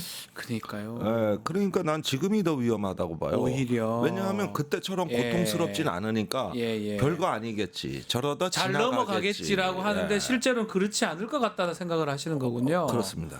특히 지금 뭐 작년에 내란 상황하고 또 파면돼 가지고 조기 대선 사실 6개월이 지금 쭉 그렇게 흘러가고 있거든요. 네. 근데 외교 또 미국 상황 뭐 지금 정말 어려운데 우리가 못 느끼는 것 같습니다. 우리는 대선 하면 되지 이렇게 생각하는 것 같습니다.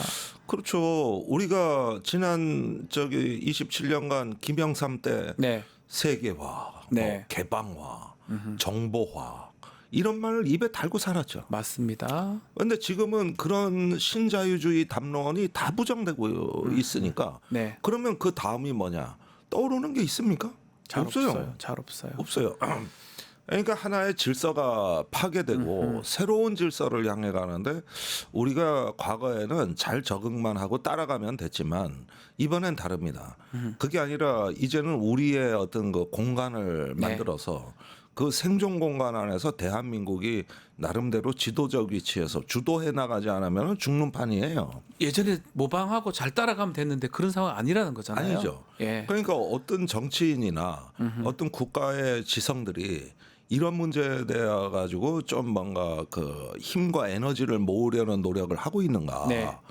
이 점에 대해서 난 진지하게 묻고 싶어요. 진지하게. 그러니까 이 대선 공간도 네. 자꾸 대선 얘기들 하시는데 이거는 비전의 경쟁이 돼야 되는 판입니다. 그러니까 사실은 정권 교체를 넘어가지고 변화된 시대에 무언가 새로운 비전을 가지고 경쟁할 수 있는 여기까지 가져야 네. 이제 탄핵 이후 내란을 종식하고 새로운 나라에 대한 희망을 갖고 사는 거지. 네. 그러지 않고 보십시오. 이제 단순히 권력 교체, 정권 교체 이 얘기만 하고 있다가 나중에 가가지고 변화된 세상의 충격을 네. 우리가 받아들일 준비가 돼 있는가? 한 번도 가보지 않은 세계에 적응할 수 있는가? 네. 난 정치인들이 이런 질문을 해야 된다고 보는데. 그 앞에 우리가 지금 서 있다는 거네요. 그렇습니다. 이번 대선이 좀 그런 것들을 바라보고 가야 되는데 지금 하는 돌아가는 모양새 보면 그런 얘기는 못 나와 틈이 없죠. 그럴 안 나올 틈이 것 없죠. 같아요. 예, 이제 전부 다 죽느냐 사느냐 싸움 예. 일이니까요. 예. 자, 묵직한 말씀 주셨는데 정말 필요한 얘기 같은데요.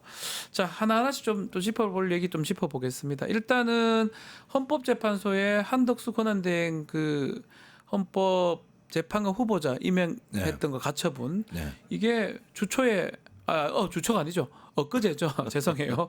재판관 전원일치 의견으로 인용이 됐습니다. 네. 의원님 어떻게 보셨어요?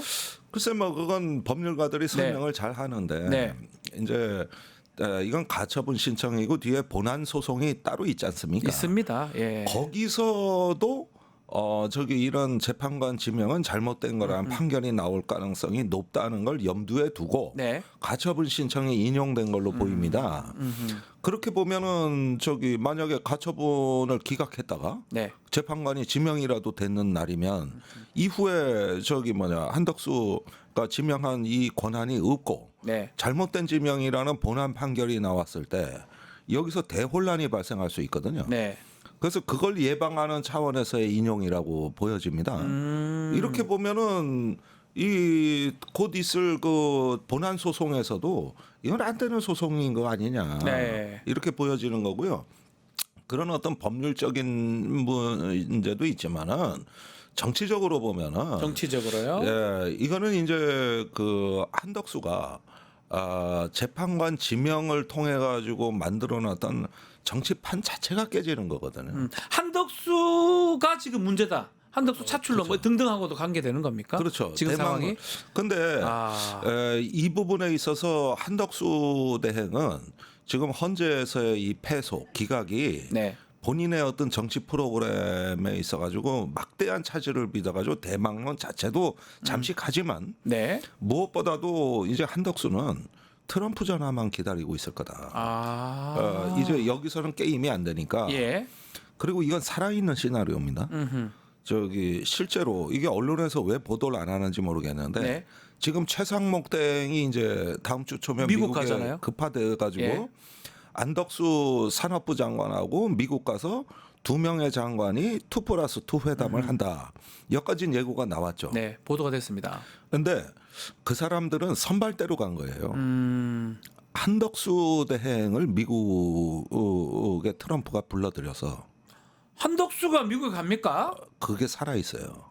와, 지금 그 전화를 한덕수가 기다리고 있는 거예요.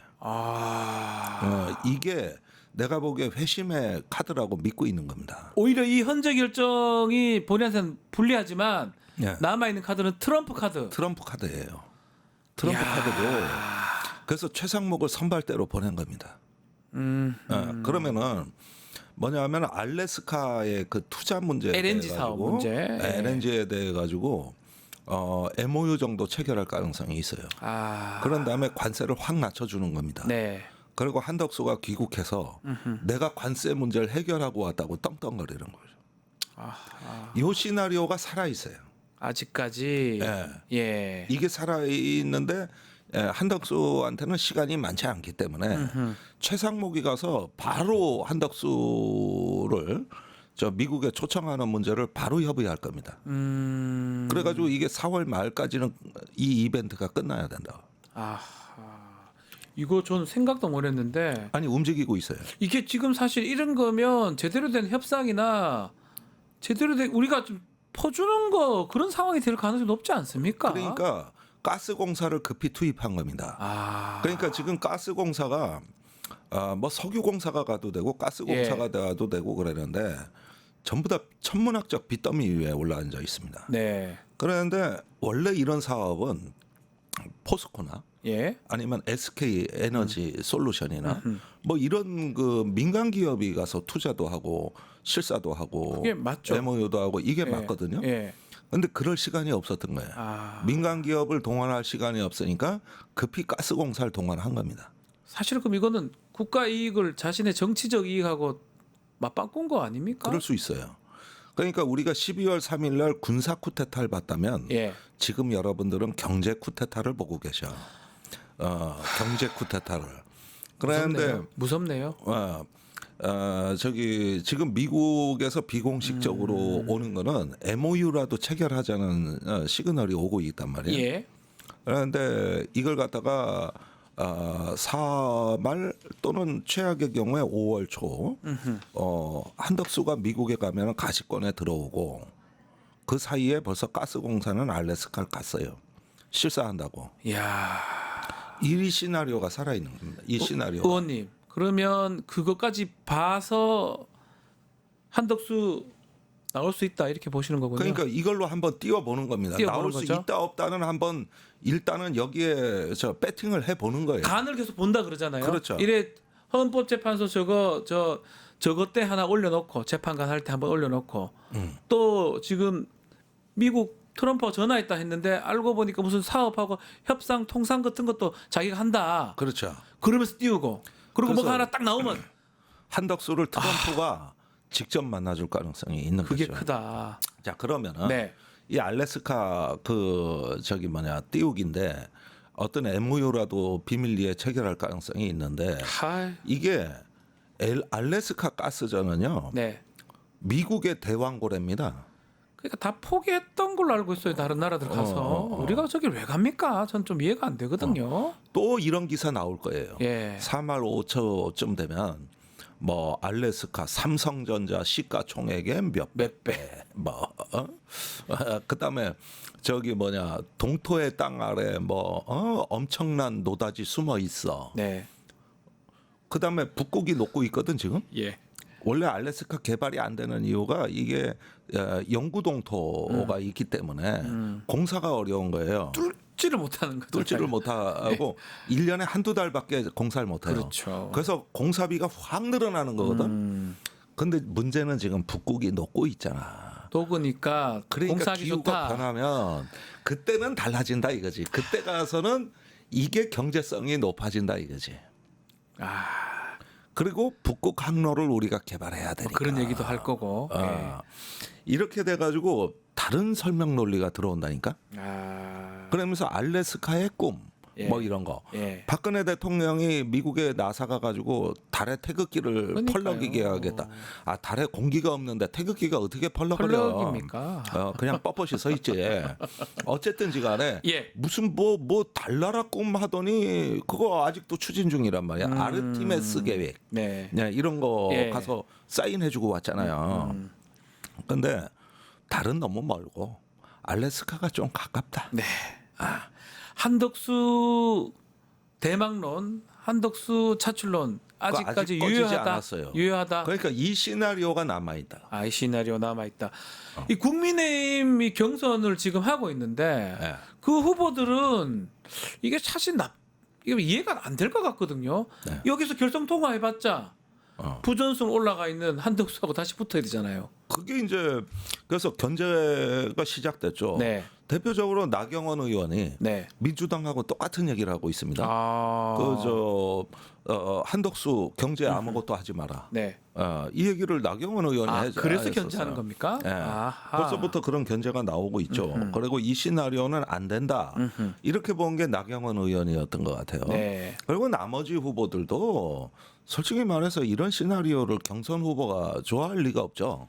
그러면 지금 말대로라면 김문수 정도가 후보가 됐을 때 단일화가 가능성이 있겠네요. 있죠. 근데 또 그 외에도 한동훈 이거 한덕수 이거 테마 조작주 같다. 이런 얘기까지 해서 견제를 하고 홍준표 그런 걸 봤을 때 홍준표는 자기 코가 썩자고 안 좋아하겠죠. 그럼 결국 그렇다면 국민의힘 경선은 지금 진행되고 있는데 어쨌든 한덕수가 이렇게 나중에 나온다고 하더라도 5월 한 3, 4일 정도 되겠는데요. 출마를 하려면 쉽지는 않을 것 같긴 한데요. 쉽지가 않은데 자꾸 내가 거듭 말씀드리는 게 우리 국내 이 지식인들이나 언론인들이 좀 놓치는 게 자꾸 미국 변수를 너무 간과하시는 거 아닌가. 제가 이 분야를 유달리 보기 때문에 드리는 말씀이 아니거든요. 자, 잘 보세요. 12월 3일 날 쿠데타가 일어났어요. 그때 그 미국의 커트 캠벨이라고 아시아 태평양 인도 태평양 조정관이 뭐라 그러냐. 한국의 민주적 절차가 조속히 회복되길 바란다. 이러면서 쿠데타에 대해 반대했죠. 네. 자, 그런데 대선이 지금 전국이 됐습니다. 예. 그런데 한국이 조속한 선거로 회복되길 바란다는 메시지가 미국에서 나오는 거 본 적이 있습니까? 아직 없어. 아니네요. 그러면 옛날에 박근혜 때는 미국에서 특사가 오고 대사가 와서 네. 그때 5당이 후보를 냈잖아요. 맞습니다. 5당 대선 후보를 다 찾아다녔다고. 그때 저도 사절단을 맞이했는데 네. 나는 정의당에서요? 예. 심상정 후보를 찾아왔는데 그때 미국에서 뭐라 그랬느냐? 우리는 한국에 누가 대통령이 되든 민주주의를 지원하고 함께할 용의가 돼 있습니다. 네. 어떤 정부든 같이 함께할 용의가 있습니다. 이랬거든. 네. 근데 지금 없어. 아무것도 없어. 아무것도. 예. 아무것도. 이 이야기는 뭐냐면은 지켜보고 있다는 얘기예요. 보고 있다. 보고 예. 있다. 예. 그러다가 여차하면은 예컨대 트럼프 성정상 한덕수가 약간의 미끼라도 주잖아요. 네. 뭐 알래스카에 대해 가지고 MOU라도 체결해 준다든가 몇 가지라도 하면은 완전히 덥석 물어버립니다. 트럼프가 뭐 지지한다고 하던가 뭐 등등의 아니 그러니까 누가 대통령이 되든 한국의 민주주의 다음 대통령하고 협조하겠다. 이 말을 안 해버리는 거야. 이 말을 안 해버리고 자기가 마음에 드는 후보를 띄우는 그러니까요. 한덕수 만나고 그냥 온갖 조공을 바쳤으니 책봉을 해준다 이거예요. 네. 이게 조공질서라고 조공질서. 이런 식으로 이제 행동할 가능성이 높다. 네. 이게 살아있는 시나리오. 이야, 그 부분을 별로 얘기를 안 하다 보니까 사실은 그 들어보니까 좀 무섭기도 하네요. 무섭기도 하죠. 예. 사실 보십시오. 우리가 97년에 IMF, 2016년에 박근혜 탄핵될 때 세계 전체가 다 대선을 중계 방송하다시피 하면서 그 IMF 때는 이인재, 김대중, 이회창 맞습니다. 후보를 예. IMF에서 다 찾아다녔습니다. 맞네요. 누가 집권하더라도 이 IMF하고 약속을 지킬 하겠다. 건가 안 지킬 건가. 박근혜 때도 5당을 다 찾아다녔습니다. 미국이. 근데 지금은요. 전부 의심의 눈초리로 한국 대선을 바라보면 아무 말도 안 해요. 그리고 지금 와 있는 조세비온 대사대리가 수상해요. 네. 자꾸 기독교 세력하고 만나고 있어요. 그것도 좀 이상해. 그러면서 일체 한국 민주주의에 대한 지원 발언 안 해. 그러면은 이 국민의힘 경선 후보들은요. 네. 우선은 첫째 관심 바뀜을 드립니다. 맞아요. 예. 이건 미국뿐만 아니라 지금 우리나라에서도 그래요. 하도 윤석열 기사, 한덕수 기사가 많이 나오니까 국민의힘 경선 판이 안 깔리고 있어요. 그렇죠. 지금. 한덕수 기사가 헌재 결정도 사실 또 한덕수와 관계된 거잖아요. 네. 한덕수 기사만 나와요. 그렇습니다. 그런 거군요. 아니 그러면 무슨 대선이 그래도 한때 여당이었는데 네. 지금 대선 경선 후보들이 뭔 말하는지 국민들 아는 사람은 거의 없습니다. 그렇습니다. 오로지 윤석열, 오로지 한덕수 이 판에서 기사의 메인 기사가 배치되는데 사실 민주당으로서는 가장 이상적이죠. 어떻게 보면은 아직도 윤석열, 한덕수야 이러니까 그런데 국민의힘 경선엔 누가 나왔대? 이게 국민들 민심이 되면은 국민의힘은 선거가 폭망한 거거든. 할 필요도 없어요. 이래 되면 네. 의미가 없는 선거니까 그렇게 되면은 민주당한테는 가장 이상적인 판인데 문제는 다른 숨은 또 시나리오를 뭘 여자들이 또 모의를 하는지 모르기 때문에 경계할 요소가 있다. 경계는 해야 된다. 국민의힘이 경계 대상이 아니라 한덕수가 경계 대상이다. 우리 김종대 의원님께서 이 최강 디펜스에서 그 부분 짚어주셨습니다. 자 그리고 어제 국회 본회의에서 특검법들 특히 명태균 특검법 뭐 등등이 내란 특검법 다 부결됐습니다. 그렇습니다. 재부결. 국민의힘은 바뀔 것 같았는데 안 바뀐 것 같아요. 그대로네요. 예, 그래도 이탈표가 다소 나온 게 특히 명태균 특검법에 대해서 나온 것들이 약간의 변화 조짐을 보이는데 그래도 결국 문턱은 넘질 못했어요. 예, 결국은 특검에 의한 어떤 진상규명이라는 건 김건희 주가 조작이건 명태균이건 아니면 내란 특검이건 저는 앞으로 대선 전에는 어렵다고 봅니다. 안 된다. 이제는 좀 더 이상 특검 시나리오에 우리가 집착할 필요는 없을 것 같다. 이건 이제 앞으로 재발의를 하더라도 네. 결국 뭐 한덕수가 또 거부권 행사할 거고 거부권 행사할 가능성이 높고 예, 같은 노래를 계속 부르는 격에 대해서 저는 대선 때까지 특검은 좀 힘들 것 같다. 비관적으로 가요. 그래도 지금 명태균이 지금 보석 때문에 나와 있잖아요. 네. 본인도 자신의 앞에 놓인 먹잇감을 제가 사자가 돼서 물고 뜯을 것이다. 네. 뭐 또 뭐 열광 한호 뭐 이런 얘기들 했었는데 좀 오세훈은 이제 불출마를 했고 홍준표 네. 관련성도 있을 것 같기도 하고요. 그러니까 이번 주에 홍준표 시장 관련해서 엄청나게 기사들이 많이 나왔어요. 네. 예, 그게 주로 뭐냐면은 김영선 의원 선거 때 정치자금 네. 제공한 거, 그다음에 여론조사를 제3자가 대답한 거, 네. 그것도 자기 측근 아들 뭐 이런 사람들 얘기가 나오지 않습니까? 이거는 대선 후보로 경선을 통과한다 하더라도 이미 버틸 수 있는 수준은 넘어섰다. 결국은 뭐 오세훈에 이어서 홍준표까지. 네. 결국 명태균 씨가 대선판을 정리해주는 해결사 노릇을 하고 있어요. 구조상 그렇다. 뭐 오세훈 서울시장도 명태균의 어떤 그게 컸다고 봐야 되겠죠. 불출마하는 게. 그럼요. 명태균 석방되던 그 시점에 불출마한 겁니다. 예. 시기적으로 하루 전날인가 그래요. 맞아요. 아니 그러면은 누가 보더라도 이제 자기 후원회장이 압수수색 당하고 계속 문제가 커질 조짐이니까 사실 그 겁 많은 오세훈 시장이 네.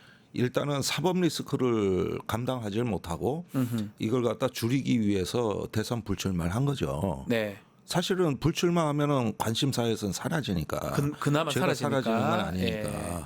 또 여론 재판은 모면할 수 있으니까. 네네. 최소한. 예, 네. 그런 어떤 상황이라고 보여져요. 홍준표 지금 후보 같은 경우는 뭐 지금 좀 앞서는 모양새긴 합니다. 김문수 후보가 생각보다는 또 열어보니까 약해서 본인이 앞서는 모양새인데 막 지금 지켜봐야 되겠지만 승승장구하면 할수록 명태균 입이 간질간질할 것 같아요.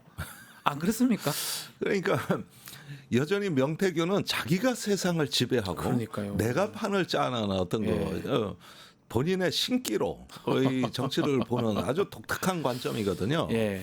그냥 지나갈 인물은 절대 아닙니다. 그냥 있을 사람도 그냥 아니고요. 있을 인물은 아니에요. 예, 뭐 짜르 얘기하고 자기가 콜로세움에서 무슨 사자가 돼서 물어뜯을 것이다 이런 얘기도 하던데 명태균의 입은 우리 앞으로 계속 지켜봐야 되는데 지금 국민의힘 경선 치르고 있잖아요. 네. 8명입니다. 네. 어떻게 보고 계십니까? 그리고 4명은 어떻게 추려질까요? 아니 우선은 네.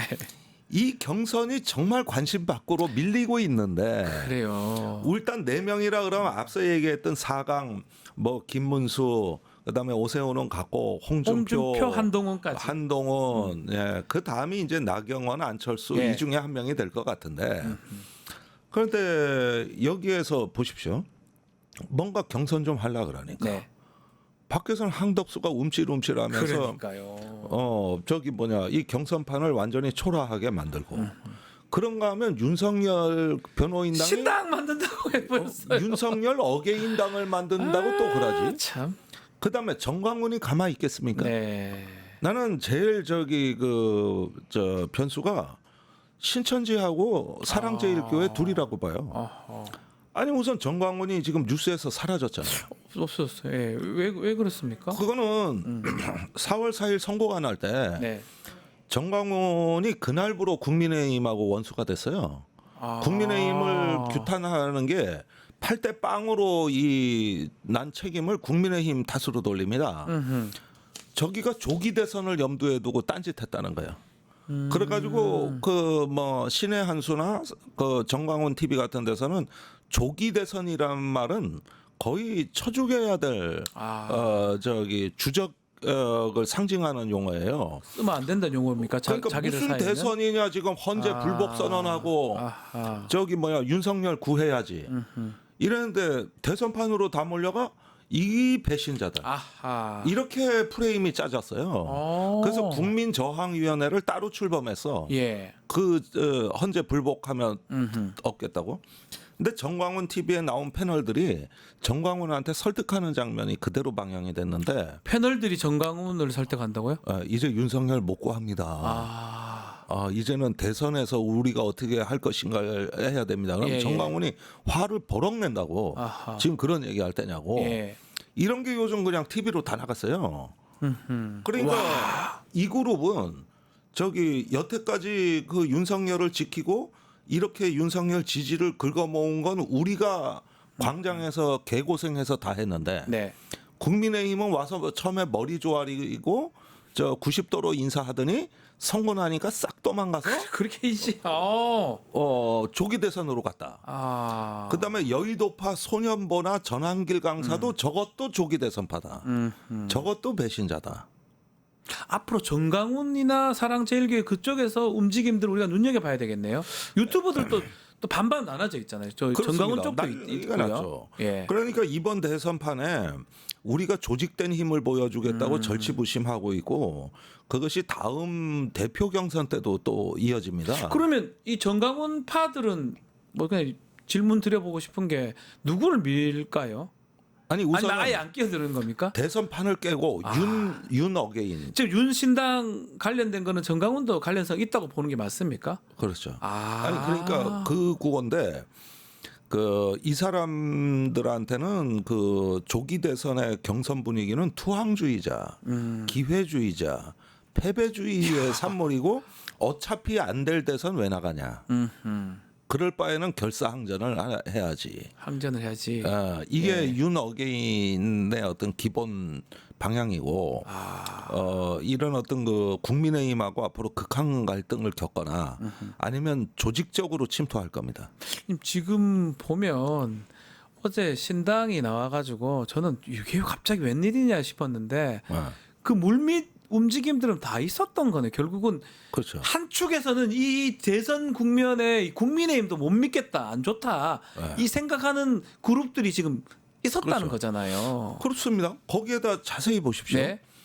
지금 1위 달리는 김문수가 누굽니까? 정광훈하고 자유통일당을 창당한 창당 멤버입니다. 둘이 손 놀고 난리 쳤지 않습니까 예전에. 예. 그리고 김문수가 어딜 나갔습니까? 사랑제일교회를 맞습니다. 나가서 신도가 된 겁니다. 그리고 자유통일당을 창당한 거예요. 네. 그런데 지금 이제 둘 사이가 이상해진 거 아닙니까? 그런데 정광훈은 평소에도 김문수 대통령 만들어야 된다는 얘기를 자주 했어요. 네. 근데 때마침 1위가 됐는데 오히려 윤석열하고 거리를 둘까봐 겁이 나는 거야. 그래서 정광훈 목사는 김문수를 직접 공격하지는 않아요. 요거는 유심히 봐야 됩니다. 어느 순간에 저 김문수 쪽 전략이 경선판을 넘어가지고 극우의 광장에 손을 내미는 형국이 될 가능성도 꽤 있다. 이렇게 해서 그쪽이 이제 저 광장 세력으로 헤게모니를 잡자. 이런 극우 대중 운동에 이제 김문수가 뛰어드는 그럴 수도 있다는 거예요? 또 있는 거죠. 그러니까 우리 봐야 될 부분이 저는 그냥 국민의힘 경선하고 한덕수가 나중에 나오냐 안 나오냐 이 정도만 봤는데 가만히 생각해 보니까 전광훈을 비롯한 그 극우 유튜버들도 사실 존재하고 있었는데 잠시 까먹고 있었거든요. 안 나올 사람들이 아니잖아요. 안 나올 사람들이 아니에요. 그 사람들은 윤석열 극도의 지지자들이고 대선을 그다음에 신천지도 얼마나 지금 들어와 있는지 몰라요. 알 수가 없죠. 예. 무섭네요, 갑자기 또. 그러니까 오늘 짚어주신 내용들 다 이래 일반 언론이나 일반 유튜버에서는 얘기하지 않는 내용들이라서 약간은 무섭습니다. 미국 그리고 또 LNG 사업을 한덕수 트럼프 부르고 또 전광훈까지 지금 말씀을 주셨네요. 그렇죠. 네. 그러니까 경제도 외부 충격이라는 말이 있습니다. 네. 뭐 익스터널 이펙트라 그래가지고 경제 논리가 아닌 외부의 저기 충격, 뭐 정치적 충격, 지정학적 충격 여러 가지 있을 수 있는 거 아닙니까? 네. 정치에도 외부 효과라는 게 있는 겁니다. 그게 바로 어디 뭐 바다 건너 미국에서 아니면 종교 집단이 아니면은 무슨 뭐 HID의 블랙 요원들이 뭔 일을 꾸며 이거 저기 뭐냐 누구도 예상 못하는 맞습니다. 아예 예상할 수 없는 내용입니다. 황당한 내용들인데 예. 지금은 새해가 안 돼서 이렇게 시도만 하다 접고 시도만 하다 접고 그러지만은 이런 불안 세력들이 도처의 지뢰처럼 깔려 있기 때문에 어쨌든지 간에 조심해야 된다. 전체적으로 이 주류의 시민, 민주주의 회복을 바라는 이 시민들의 중심 에너지, 주류 에너지가 흩어지면 안 된다. 이게 흔들리면은 이런 게 전부 다 살아오는. 그러니까요. 네. 정신 바짝 차려야 된다. 그 네. 말씀으로 이해를 하겠습니다. 네. 오늘 최강 디펜스는 여기서 마무리하겠습니다. 김종대 의원님 감사합니다. 감사합니다. 주말 잘 보내시고요. 네. 자, 마치기 전에 구독자 이벤트 소개해드리겠습니다. 지금 실시간 채팅창 참여하시면 2,000 통통 쿠폰 지급해드립니다. 2,000원 상당의 할인 쿠폰 지급하는데요. 통통모랩에 가입하시고 헤엄 고유번호 코드 실시간 채팅창에 한번 붙여넣기 하시면 이벤트 참여하실 수 있습니다. 댓글 달면 5,000 통통 쿠폰 드립니다. 자, 이어서 뉴스 인사 프라임 세계와 K 준비되어 있습니다. 어디 가지 마시고 조금만 기다려 주십시오.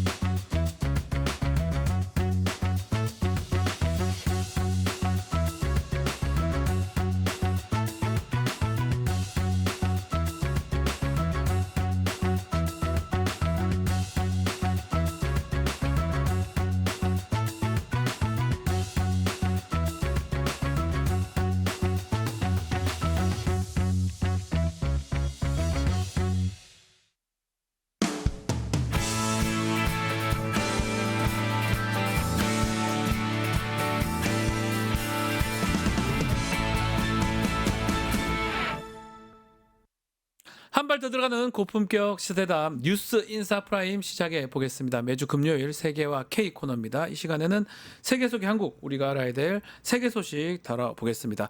무진영 평론가, 일리아 교수님 함께합니다. 두 분 안녕하십니까? 네, 안녕하세요. 요즘은 한국 소식부터 먼저 좀 다뤄보겠습니다. 네. 세계가 본 우리 한국 소식입니다. 자, 미국 외교지 디플로매트 4.55 표지에 이재명 후보가 장식이 됐는데 표지 인물. 네, 거기 윤석열을 째면서 나와요. 윤석열을 째면서 나오는 네. 모습인데 그림이 좋아요. 예. 그림이 아니 그거는 뭐 아, 교수님 예. 개인 취향이셨구나. 취향이구나. 어떻게 이게 대선 가능성 높다고 이렇게 보는 건가요? 아유, 그럼요. 예. 예, 지금 사실 외신들이 다 공통적으로 얘기하고 있는 게 가장 유력한 차기 지도자, 예, 차기 대통령 이런 얘기하고 있잖아요. 디플로맷에서 제목을 이렇게 달았어요. 네. 한국 이재명의 순간이 왔는가. 네, 제목부터 예, 너무 좋죠. 네. 그러면서 저는 이 내용들 뭐 2022년 대선에서 굉장히 적은 격차로 그 진 얘기도 것부터 나옵니까, 예, 거기다? 그런 얘기들 다 나오죠. 예. 그러면서 지금 한국 사회가 얼마나 분열돼 있고 이재명 후보가 앞으로 이 분열된 한국 사회를 어떻게 봉합할 것인가, 그리고 대외적으로 북한이라든지 미국의 관세에 맞서가지고 어떤 전략들을 펼칠 것인가, 뭐 이런 것들 얘기를 하고 있는데 저는 가장 인상적이었던 부분이 바로 어떤 거죠? 이 부분이었어요. 그러니까 한국은 흥망을 가르는 정치적 순간에 있다. 그리고 이재명은 선두이면서 중심에 있다. 선두 중심. 네, 더 이상 사회적 분열을 심화하지 않고 광범위한 대중의 불만을 활용하는 이재명의 전략적 시도는 한국 민주주의의 중요한 시험이 될 것이다. 네. 그러니까 이재명 후보의 이 전략에 대해서도 굉장히 정확하게 알고 있다라는 거죠. 야, 저기 디플로매시면 유명한 외교 안보 잡지인데 저기서도 우리 대선을 주목하고 저 부담스러울 수도 있는데 이재명이 될 것 같다.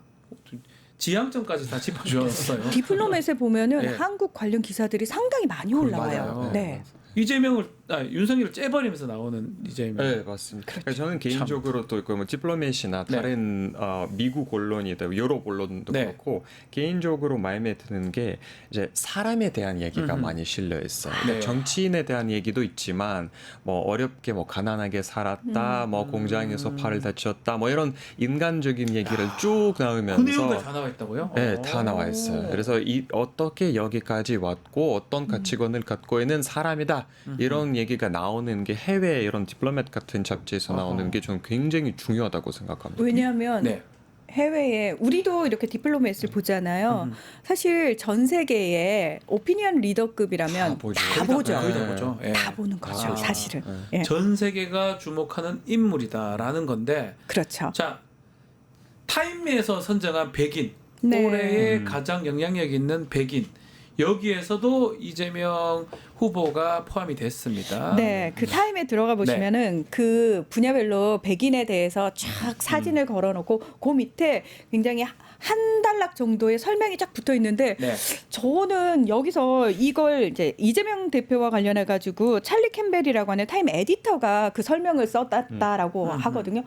이 한 단락 안에 이렇게 이재명이라는 사람을 제대로 간결하게 설명하면서도 설명할 걸 다 했어요. 다 했습니까? 다 했습니다. 대략 어떤 내용인가요? 네. 가난한 농가에서 태어나서 어린 시절 공장에서 일하다가 기계에 손목이 끼어서 어허. 다쳤다. 맞아요. 그리고 지난 대선에서 굉장히 근소한 어허. 차이로 졌다. 그리고 피습을 당했다. 뭐 이런 얘기가 그냥 히스토리가 다 나오네요. 그리고 12.3 비상계엄 당시에 담을 넘어서 이 계엄을 해제하기 위해서 들어가면서 리더십을 발휘했다라는 내용도 들어가고요. 그리고 무엇보다 차기 대통령으로 이 이재명 대표가 굉장히 이런 말 그대로 히스토리를 가지고 있는 사람이잖아요. 이 역정의 마무리는 결국은 차기 대통령이 되는 것으로 마무리가 될 것으로 보인다라는 표현을 씁니다. 네. 그래서 저는 이것과 관련해서 그리고 이재명 대표 앞에 지금 놓여진 한국의 어떤 정치적 과제들 이런 부분에 대해서도 짤막하게 짚어주거든요. 그래서 와, 전 세계 사람들이 그냥 이 설명만 봐도 이재명이라는 사람이 어떤 사람인지 정말 제대로 알겠구나라는 생각이 들더라고요. 이게 사실은 미국에서도 주목을 한다고 봐야 되겠죠. 이재명 대표를. 그렇죠. 될 것 같다고 생각이 드니까 이렇게 한 거 가능성이 아닙니까? 크다고 확률이 크다고 확률이 이렇게 크니까. 보죠. 또 개인적으로 이제 미국 언론도 그렇고 유럽 언론에서 그러니까 한국 언론에서는 전혀 언급을 안 하지만 또 오히려 미국이나 유럽 언론에서 주목하는 게 그거예요. 그러니까 이번에 이재명 후보가 타임즈에서 선정된 이유 중에 하나가 원래 그 정치로서는 큰 영향을 발휘했던 사람이잖아요. 그 중에서 하나가 바로 라이브예요. 그 계엄 날에. 그렇죠. 유튜브 라이브 방송. 유튜브 라이브 예. 방송. 다 얘기를 하고 있어요. 한국 언론에서는 잘 언급을 안 하지만 의도적으로 언급을 안 하는 것 같은 느낌. 네, 해외에서 그러고 다 하고 보니까 있어요. 이거를 해외에서 더 다 잘한다고요? 하고 네. 있어요. 네, 다 하고 있어요. 그러니까 그것 때문에 사실상 계엄이 실패한 이유 중에 하나였다. 저는 그 유튜브 봤기 때문에 그 당시에 저도 실시간으로 상당히 봤거든요. 충격적이었고 또 상당히 이거 필요하다고 본격적으로 느꼈는데 이게 나중에 끝나고 지금 내란 뭐 상황 뭐 파면됐지만 보도는 사실 안 됐었어요. 이 얘기는 우리 공대 뉴스에는 잘 안 됐죠. 많이 안 네, 됐었어요. 많이 안 됐죠. 그래서 이제 많은 분들이 우리 언론이 되게 의도적으로 이런 부분들을 부각시키지 않으려고 노력하는 것 같은 느낌적 느낌을 받을 느낌이에요, 정도죠. 느낌. 뭐 개인의 느낌은 그럴 수 저는 있으니까요. 그래요. 보도된 적이 본 적이 없어요. 제 개인적으로는 이게 되게 중요한 역할을 한 것 같은데 제 개인적으로 봤을 때는 근데 외신에서는 사실은 이 한국 사람들의 한국 네. 국민들의 민주주의에 대한 열망, 회복력을 이야기하면서 동시에 이재명을 맞아요. 이야기할 때 항상 그 부분을 얘기해요. 맞아요. 그 열망을 다 리더십으로 떠안아서 네. 이 문제를 해결해낸 사람. 그것까지 얘기를 해요. 항상. 그렇죠. 네. 항상 그 부분이 따라 붙어요. 그러니까 아니 여기 지금 배동호님도 그거 보고 국회로 달려가셨다고요. 그렇죠. 저도 국회로 가려고 했었어요. 사실은 그거 영상 보고 라이브 영상. 그러니까 그만큼 저는 저한테는 중요했는데 언론이 자꾸 안 다루고 언론에는 의외로 우원식 의장 네. 넘어가는 걸 많이 다루더라고요. 저는 그건 잘 나중에 알게 됐는 건데 요 다른 부분을 외국에서는 짚어주신다 이 말씀을 하셨는데 자 디플로맷 하나만 좀 짚어보면 국민의힘 얘기를 하나 했더라고요. 네. 이대로 가면 극우 집단으로 전락할 것이다. 네. 이렇게 경고를 했는데 이거는 평론가님이 이 내용 소개 좀 해주시면 좋을 것 같습니다. 그러니까 디플로맷이 조기 대선 이후에도 국민의힘은 살아남을 수 네. 있을까? 굉장히 직설적인 제목을 붙이면서 뭐라고 얘기를 했냐면 윤석열이 내란 수괴 혐의로 지금 형사재판을 받고 있고 사실은 탄핵까지 당했지 않았습니까? 네. 그럼에도 불구하고 국민의힘은 전혀 국민들에게 사과하지도 않았을 뿐만 네. 아니라 윤석열과 선을 긋지 않았다. 오히려 그 반대로 윤석열의 편을 들면서 그 특수한 그 소수의 윤석열 지지자들의 편에 서는 모습을 보였다. 이것이 과연 여당으로서 공당으로서 확장성이 있는가? 없다라는 걸 이야기를 하는 거죠. 네. 예. 그러면서 결국은 어느 정도 표를 얻을 수밖에 없겠지만 중요한 건 그 표가 다 어디서 나오는 거다? 특정 한국의 동남부 지역 특정 지역에서만 표를 나오고 그 지역의 정당으로 전락할 가능성이 있다라고 이야기를 하고 있는 네. 겁니다. 왜 이런 그 평가를 하냐면요. 그 유럽에서 극우 정당들이 상당히 많은 표를 얻고 원내 의석을 얻어가는 과정에서 어떤 부분이 있었냐면 유럽의 극우 정당들도 사실은 소수 지향적이었어요. 그런데 이들이 이렇게 확장할 수 있었던 데는 그 소수 지향적인 목소리를 살짝 숨기고 네. 민생을 맞아요. 이야기하고 예. 확장성을 중도층을 맞아요. 끌어들일 수 있는 의제를 굉장히 많이 먼저 꺼냈거든요. 복지 정책 얘기를 더 많이 했던 걸로 맞아요. 알고 있어요. 맞습니다. 네. 근데 한국 국민의힘은 전혀 그 부분에 반대 방향에 있다라는 걸 지적을 하고 있는 거죠. 어떻게 좀 정확한 지적이라고 볼 수도 있는 거네요. 그러니까 그런 지적이 굉장히 많이 나와요. 그러니까 예. 유럽 언론에서도 미국 언론에서도 그러니까 거의 대부분 우리가 지금 그 우파가 집권을 하고 있다. 뭐 유럽에서는 유럽에 많아요 그런 국가들이. 많죠. 근데 예. 그게 우리가 그렇게 생각 안 하면 되는 거 아까도 평론가님 말씀하셨지만 우파가 사실상은 극우 집단에서 훨씬 더 중도층으로 내려가기 때문에 그러니까 옮기기 때문에 그런 거예요.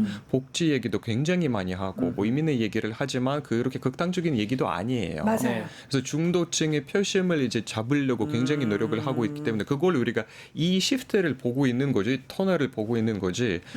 대한민국 같은 경우는 오히려 반대 방향으로 지금 하고 있어요. 더 오른쪽으로 가잖아요. 네, 원래는 이상하게. 정말 그러니까 거의 중도에 있었던 예. 중도 보수 있었던 당이 지금 완전히 극보수, 네. 극우라고 그러죠. 극우로 예. 가는 거기 때문에.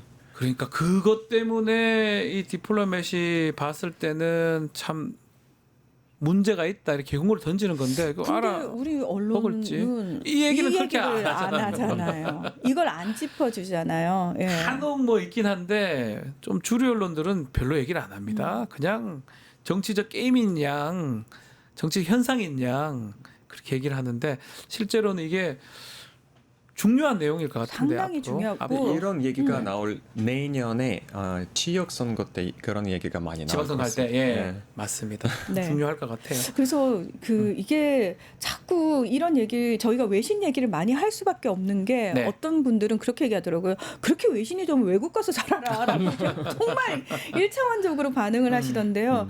언론의 역할이 무엇인가, 무엇이 저널리즘인가에 대한 그렇죠. 근본적인 물음을 자꾸 가지게 하는 기사들이 외신에서는 나온다는 거예요. 그러니까요. 사실은 우리는 언론 스스로 저널리스트로서의 역할을 포기해버린 지 오래됐잖아요. 맞아요. 예. 어차피 언론이라는 거는 세상에 일어나는 많은 사실, 많은 내용들 중에 선택하는 거잖아요. 선택해서 그렇죠. 알려주는 게 언론이에요. 다 알려줄 수 없으니까. 뭘 선택해서 뭘 알리느냐의 건데 중요하죠. 과연 우리나라 언론 중에 그것을 제대로 할 수 있는지 외국도 마찬가지예요. 저기서 저걸 선택해서 알려주는구나. 그렇죠. 자 그거를 보는 거잖아요. 네. 그리고 약간 그런 느낌 들잖아요. 아, 그래. 일상적으로 우리가 왜 1차원적으로 막 싸우다가 사실은 그 현상만 볼 것이 아니라 그 현상 이면에 숨어 있는 이런 의미들을 우리가 생각해 볼 필요가 있어라고 의제를 던져주는 것도 언론의 역할인데 우리 언론은 그 의제 설정 기능을 스스로 삭제시켜 버렸잖아요. 안 합니다. 안 하려 그러고. 현상만 계속 따옴표 붙여가지고 얘가 이랬어요, 얘가 이랬어요, 둘이 싸운대요. 완전히 사람들의 수준을 쫙 끌어내려 버렸잖아요. 네. 그래서 사실은 봐야 돼요. 저는 봐야 된다고 보거든요. 뭐 우리 지금 우리 세계 K 이 프로그램도 이 코너도 있지만 특히 외신을 저는 안 보면 안 된다고 생각이 드는데요. 봐야 돼요. 꼭 봐야 돼요. 네. 알겠습니다. 정말 중요하죠. 자, 일본 얘기 좀 해보겠습니다. 일본의 방위상이 미일 이제 일본 국방장관회담에서 한반도, 중국해, 남중국해, 동중국해 중심으로 하나의 전쟁 구역을 만들자 제안했는데 이거 좀 소개 좀 해주시죠. 네. 자, 일본 방위상이 헤그세스 미 네. 국방장관을 만났을 때 먼저 제안을 했는데 남중국해, 동중국해 그리고 한반도까지 이렇게 묶어가지고 전장 하나의 전구로 만들자는 거예요. 전구. 이 전구라는 표현을 썼어요. 예. 근데 이 얘기를 일본이 먼저 했다라는 겁니다. 자, 이 얘기도 사실은 3월 30일에 이 둘이 만나가지고 이런 얘기를 했었는데 우리 언론에 알려진 거는 최근이에요. 오래됐는데 이제서야 알려졌다는 거네요. 그러니까 일본이 예. 지금 무슨 생각을 하고 있는지를 우리 정부가 사실은 모르고 있었다라는 겁니다. 답답하다. 네, 지금 한국에서 불법 계엄 사태 터지고 나서 원래는 한미일로 묶이던 게 미국에서 계속 한국을 패싱하고 일본으로만 가서 일본하고만 얘기를 하고 가잖아요. 지금 상황이 얼마나 위험한 건지에 대해서 말씀을 좀 드리면은 자, 일본이 뭘 준비하고 있냐면 문재인 정부 때 일본은 의외로 미국에 의해서 패싱을 당했어요. 그 당시 네. 트럼프 그렇죠. 행정부 트럼프 1기 때. 네. 아시아 태평양과 관련해 가지고는 핵심 나라가 한국이었어요. 한반도 중심으로 문제가 이뤄졌고 그러다 보니까 상대적으로 일본이 굉장히 소외되는 모습을 보였죠. 그래서 바이든 행정부로 바뀌고 나서 일본이 뭘 했냐면 계속 그 자리를 치고 들어오려고 한미일로 가지고 갑니다. 그런데 네. 한국하고 일본 사이의 관계가 안 좋다가 윤석열 정부로 바뀌면서 갑자기 한국이 일본에 일방적 양보를 하면서 우위를 내줘버립니다. 그러니까 모든 이야기를 이제 일본 중심으로 하게 되는 상황이 벌어진 거죠. 맞아요. 자, 그런데 다시 트럼프가 들어왔습니다. 일본은 어떤 트라우마가 있냐면 트럼프 1기 때의 트라우마가 있는 거예요. 우리가 다시 소외당하면 안 된다. 그러면 선제적으로 먼저 끌고 가야 되는데 미리 바이든 정부 때 깔아놓은 것들이 있었어요. 네. 가장 위험한 것들이 뭐였냐면은 자위대는 사실 전수방위 자기네들이 억지로 그것도 이제 그 자위대의 역량을 굉장히 확장시키려고 바이든 정부 동안 엄청 노력을 해가지고 자위대는 공격을 받았을 때 거기에 대한 방어만 할 수 있는데 선제적 공격까지 할 수 있는 걸로 만들어놨거든요. 네. 거기서 그치지 않습니다. 뭘 했냐? 자위대 6회 공군을 다 합쳐가지고 통합작전 사령부를 만드는 것까지 만들어놨어요. 네. 그리고 여기서 그치지 않습니다. 주일 미군 체계하고 일원화시키는 걸 했어요. 합친다고요? 그러니까 체계를 이 통일시키는 거예요. 네. 그러면 명령 체계 자체가 동등하게 들어간다라는 겁니다. 이 작업까지 다 해놓은 사이에 한국은 전혀 모르고 있었고 빠져 있었고. 다 빠져 있었고 사실은 알면서도 거기에 대해서 제동을 걸지 않았던 거죠. 그 상황에서 이제 일본 방위상이 미국 국방장관한테 먼저 선제적으로 딱 제시한 거예요. 자, 우리 상황이 이런데 어차피 중국 겨냥하실 거잖아요. 네. 그러면 한국 그다음에 동중국 남중국해를 하나의 정부로 묶어버리게 되면은 여기서 작전을 통합적으로 펼치시죠. 이렇게 되면 진짜 우리가 걱정했던 거 한국이 일본 자위대의 명령을 받는 부속으로 들어갈 가능성이 굉장히 커졌다고 보시면 되고 미국 입장에서는 이 상황에서 이 전구에서 어떤 일이 발생했을 경우 유사시 어떤 일이 발생했을 경우 일본이 주도적으로 하겠다고 그러니까요. 괜찮은데 미국이 어떻게 좀 받을까요? 그러니까 이게 대한민국에서는 리더십이 바뀌면 다시 한번 예. 미국이랑 이제 외교를 통해서 그렇죠. 문제를 새롭게 풀어야 하는 뭔가 건데 정리해야 될 것 같긴 한데요. 여기에서 이제 정리를 하자면 제가 생각하고 있는 중요한 포인트가 딱 두 가지예요. 네. 첫 번째 마지막 그러니까 최근 3년에 대한민국의 정부의 대일 완전 실패. 네, 완전 실패. 완전 실패였어요. 실패.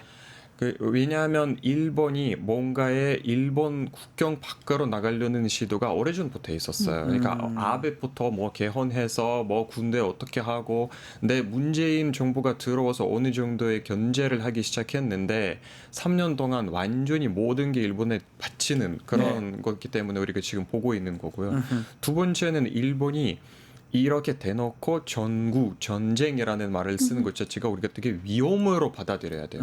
유일하게 이 동네에서 전쟁을 일으킨 게 일본이에요. 그렇죠. 항상 역사적으로 봤을 일본이 때. 다 침략 전쟁 했었죠. 일본이 지금 예. 한반도와 중국을 적으로 보고 있는데 중국은 사실은 일본이랑 싸울 생각이 없어요. 네. 중국은 전혀 다른 데 관심이 있어서 그래서 이런 일본을 견제할 수 있는 부분들 그게 뭐 당연히 외교적인 정책이 될 텐데 네. 그걸 한국이 미국과 이제 손을 잡고 해야 되는 건데 이거는 한국에서는 강한 리더십이 있어야 가능한 거기 때문에 좀 지켜봐야 하는 그 상황이죠. 앞으로도 정말 다음 리더십 대통령이 이제 등장을 하면 외교 부분이 정말 엄청 중요하겠네요. 근데 저는 미국, 일본 특히 어떻게 이 3년간 지금 말씀하신 것처럼 다 터져 버려 가지고 완전 실패했다고 말씀하셨는데 그래서 이거를 되돌리려면은 사실은 우리가 처음이 어렵지 해놓고 나면은 뭐 그 다음은 쉬워진다라고 표현을 하잖아요. 네. 근데 이게 진짜 외교, 국방 이런 부분이 저는 가장 적나라하게 드러나는 맞습니다. 부분이라고 생각을 하거든요. 네. 특히 외교는 상대가 있는 거잖아요. 맞아요. 우리 내부에서는 알아서 할 할 수 수 있어요. 네. 근데 상대가 있는 곳에서는 이걸 되돌리는 게 처음에 시도할 때보다 10배 이상의 힘이 들거든요. 어렵죠. 어렵죠. 예. 그래서 그러면 그거를 못하느냐? 아니요. 할 수 있는데 우리가 그럼 뭘 할 수 있나요? 우리는 그 자기 리더십에 국민적인 지지를 엄청나게 강하게 보내줘야 돼요. 이게 결국은 우리가 양면 게임이라고 표현을 하는데 국제사회에서 그냥 그 나라의 정상이 만나가지고 뭔가를 결정한다고 생각을 하는데 아닙니다. 네. 국내적 요인이 굉장히 크게 작용을 해요. 그렇죠. 특히 일본과의 문제에 있어서는 우리 국민 여론 이거는 정부가 핑계를 대기 또는 하나의 명분으로 내세우기도 너무 좋거든요. 우리 국민적 여론이 그걸 받아들이지 않는다. 라는 걸 너무 좋은 명분으로 사용할 수 있기 때문에 특히 일본 관계에 있어서는 국민적으로 똘똘 뭉쳐가지고 차기 리더십에 엄청나게 힘을 실어주는 수밖에 없습니다. 결국은요. 네. 결국은 맞아요. 자, 트럼프 이야기로 넘어가 보겠습니다. 트럼프 대통령 지금 관세 협상 이 부분 욱수셨는데 잘하고 있는 거예요. 트럼프 어떻게 보십니까, 교수님? 트럼프는 뭐 어떻게 보면 잘하고 있죠. 잘하고 있어요. 그러니까 전 세계에 혼란을 네. 주는 일에 있어서 굉장히 잘하고 있습니다. 혼란을 주고 있는데 일본하고 보니까 관세 담당 강요도 만날 수 있다. 자기가 만나겠다. 이런 거 볼 때는 보면 글쎄요, 뭐가 잘 안 돼서 저런 거 아니냐 이런 평가도 있는 것 같아요. 트럼프가. 네, 자 트럼프가 도대체 관세를 왜 이렇게 아름다운 단어라고 그러고 관세에 목을 맬까? 전 세계가 지금 난리가 났는데 왜 트럼프는 눈치를 미국 국내도 난리가 났어요. 맞아요. 완전, 네. 그런데 왜 트럼프가 이렇게 관세에 목을 맬까? 사실은 관세를 수단으로 사용하는 것일 뿐이거든요. 이걸 사용해가지고 트럼프가 얻고자 하는 것들이 있기 때문이거든요. 네. 물론 겉으로는 그렇게 얘기를 해요. 아무도 미국에 대항할 수 없고 오로지 모든 것은 미국이 결정할 거야. 그러니 니들은 우리 결정에 따라야 해.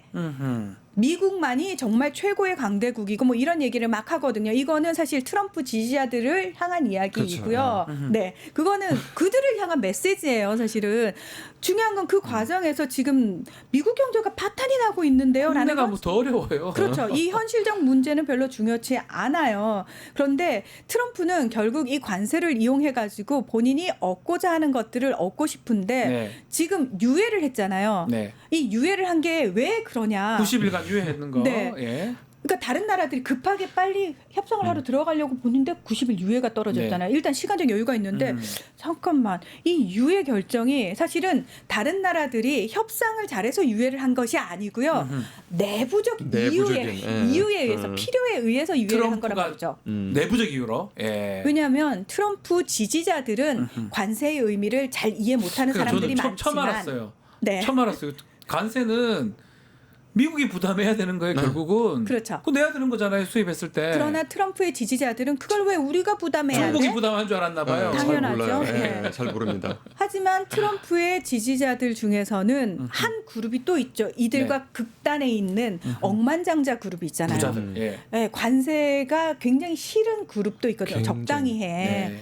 그리고 또 한 그룹 결국은 미국이 재정이 타격을 받게 되고 미국 정치 못한 그러니까 경제가 엉망이네 그러면 트럼프가 그거에 대한 책임을 져야 되는 상황이거든요. 맞아요. 이런 요인에 의해서 사실은 유예를 한 거기 때문에 다른 나라 입장에서는 우리가 아무리 선물 패키지를 끌고 간다고 해서 우리한테 좋은 유리한 조건을 제시해 주는 게 아니구나. 조금 더 기다리면 결국 내부의 분열에 의해서 뭔가 모멘텀이 발생할 수 있겠구나라는 것이다. 생각이 드니까 예. 안 움직이는 거예요. 야, 특히 중국 얘기 우리 교수님 질문 한번 드려보면 중국은 잘 버틸 것 같고 중국이 이렇게 미국 압박이 별로 흔들리지도 않는 것 같습니다. 중국은 개인적인 생각이지만 중국은 일단 전략이 있기 때문에 굉장히 잘 버텨 있고 네. 또 사실상 보면 시간은 중국 편이에요. 시간은 중국 편이다. 저도 이제 미국 예. 언론을 보는데 예를 들어서 농사를 많이 짓는 지역에서 네. 미국에서 어떤 한 농사가 이제 얘기를 하는데 기기가 필요해요. 네. 그러니까 농사를 하는데 근데 기구의 거의 100%에 사는 게 중국인데 근데 왜 미국 거 안 사냐 이제 그 인터뷰가 물어봤더니 미국에서 그런 게 생산 자체도 안 돼요.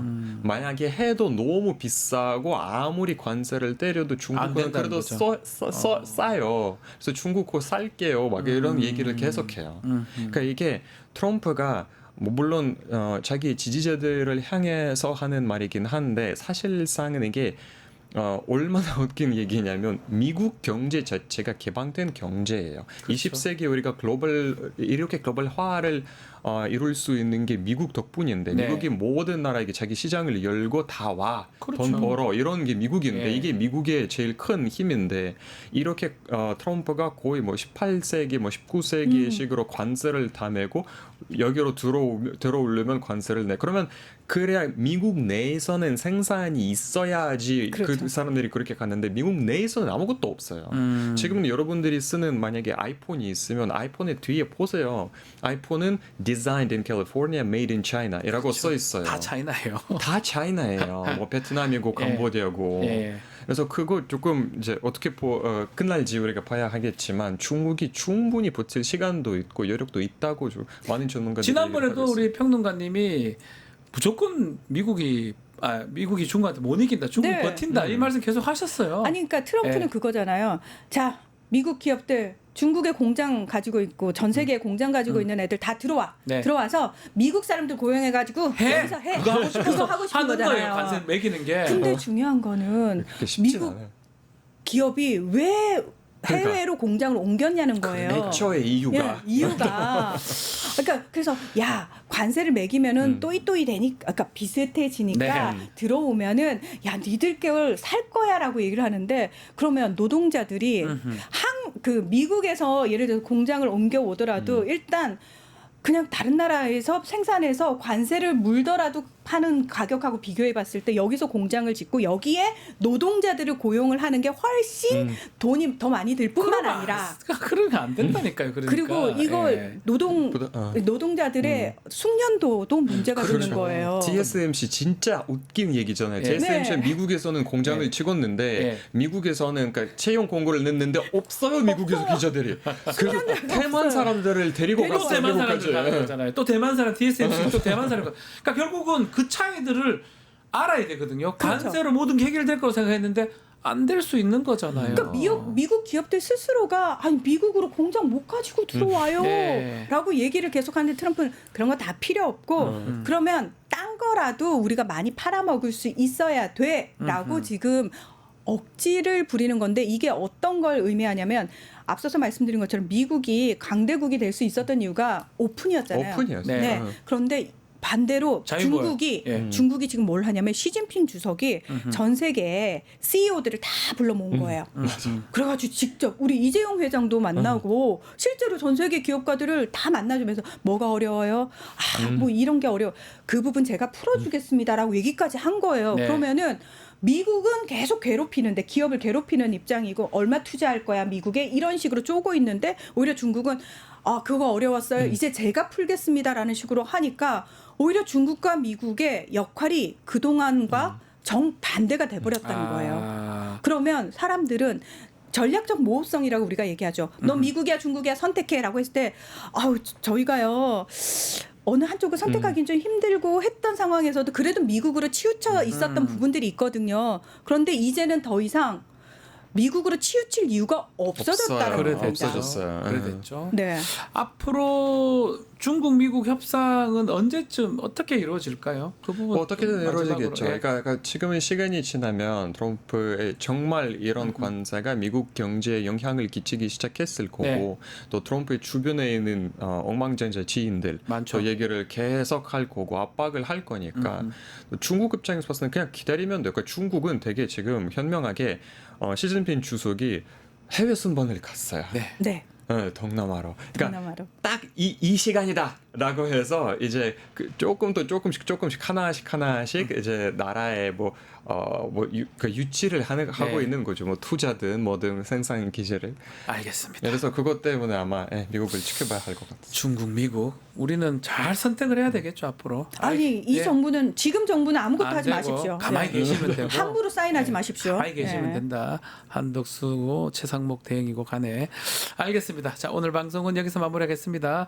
문희정, 일리아 두 분 함께했습니다. 감사합니다. 네, 고맙습니다. 감사합니다.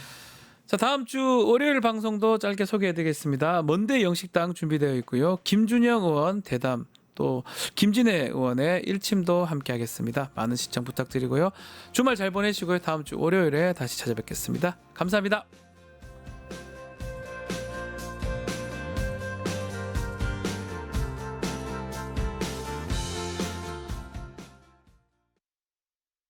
뉴스토마토 K평화연구원이 12.3 내란을 막아낸 시민영웅 1000명 찾기 프로젝트를 진행합니다. 비상계엄 선포 이후 국회, 광화문, 남태령, 한남동 공관, 헌법재판소 등지에서 내란을 막고 탄핵소추를 이뤄낸 시민영웅 1000명을 찾아내 대한민국 민주주의의 역사로 기록하고 시상의 본보기로 삼음으로써 민주주의를 더 널리 확산하기 위한 프로젝트입니다. 이 과정에 직접 참여했거나 참여자를 추천해 주실 분들은 우측 제보하기 QR코드나 아래 메일로 추천 및 제보해 주세요. 민주시민 여러분의 많은 참여 바랍니다. 뉴스토마토 K평화연구원과 함께 해주실 분들의 추천 제보 및 후원을 기다립니다.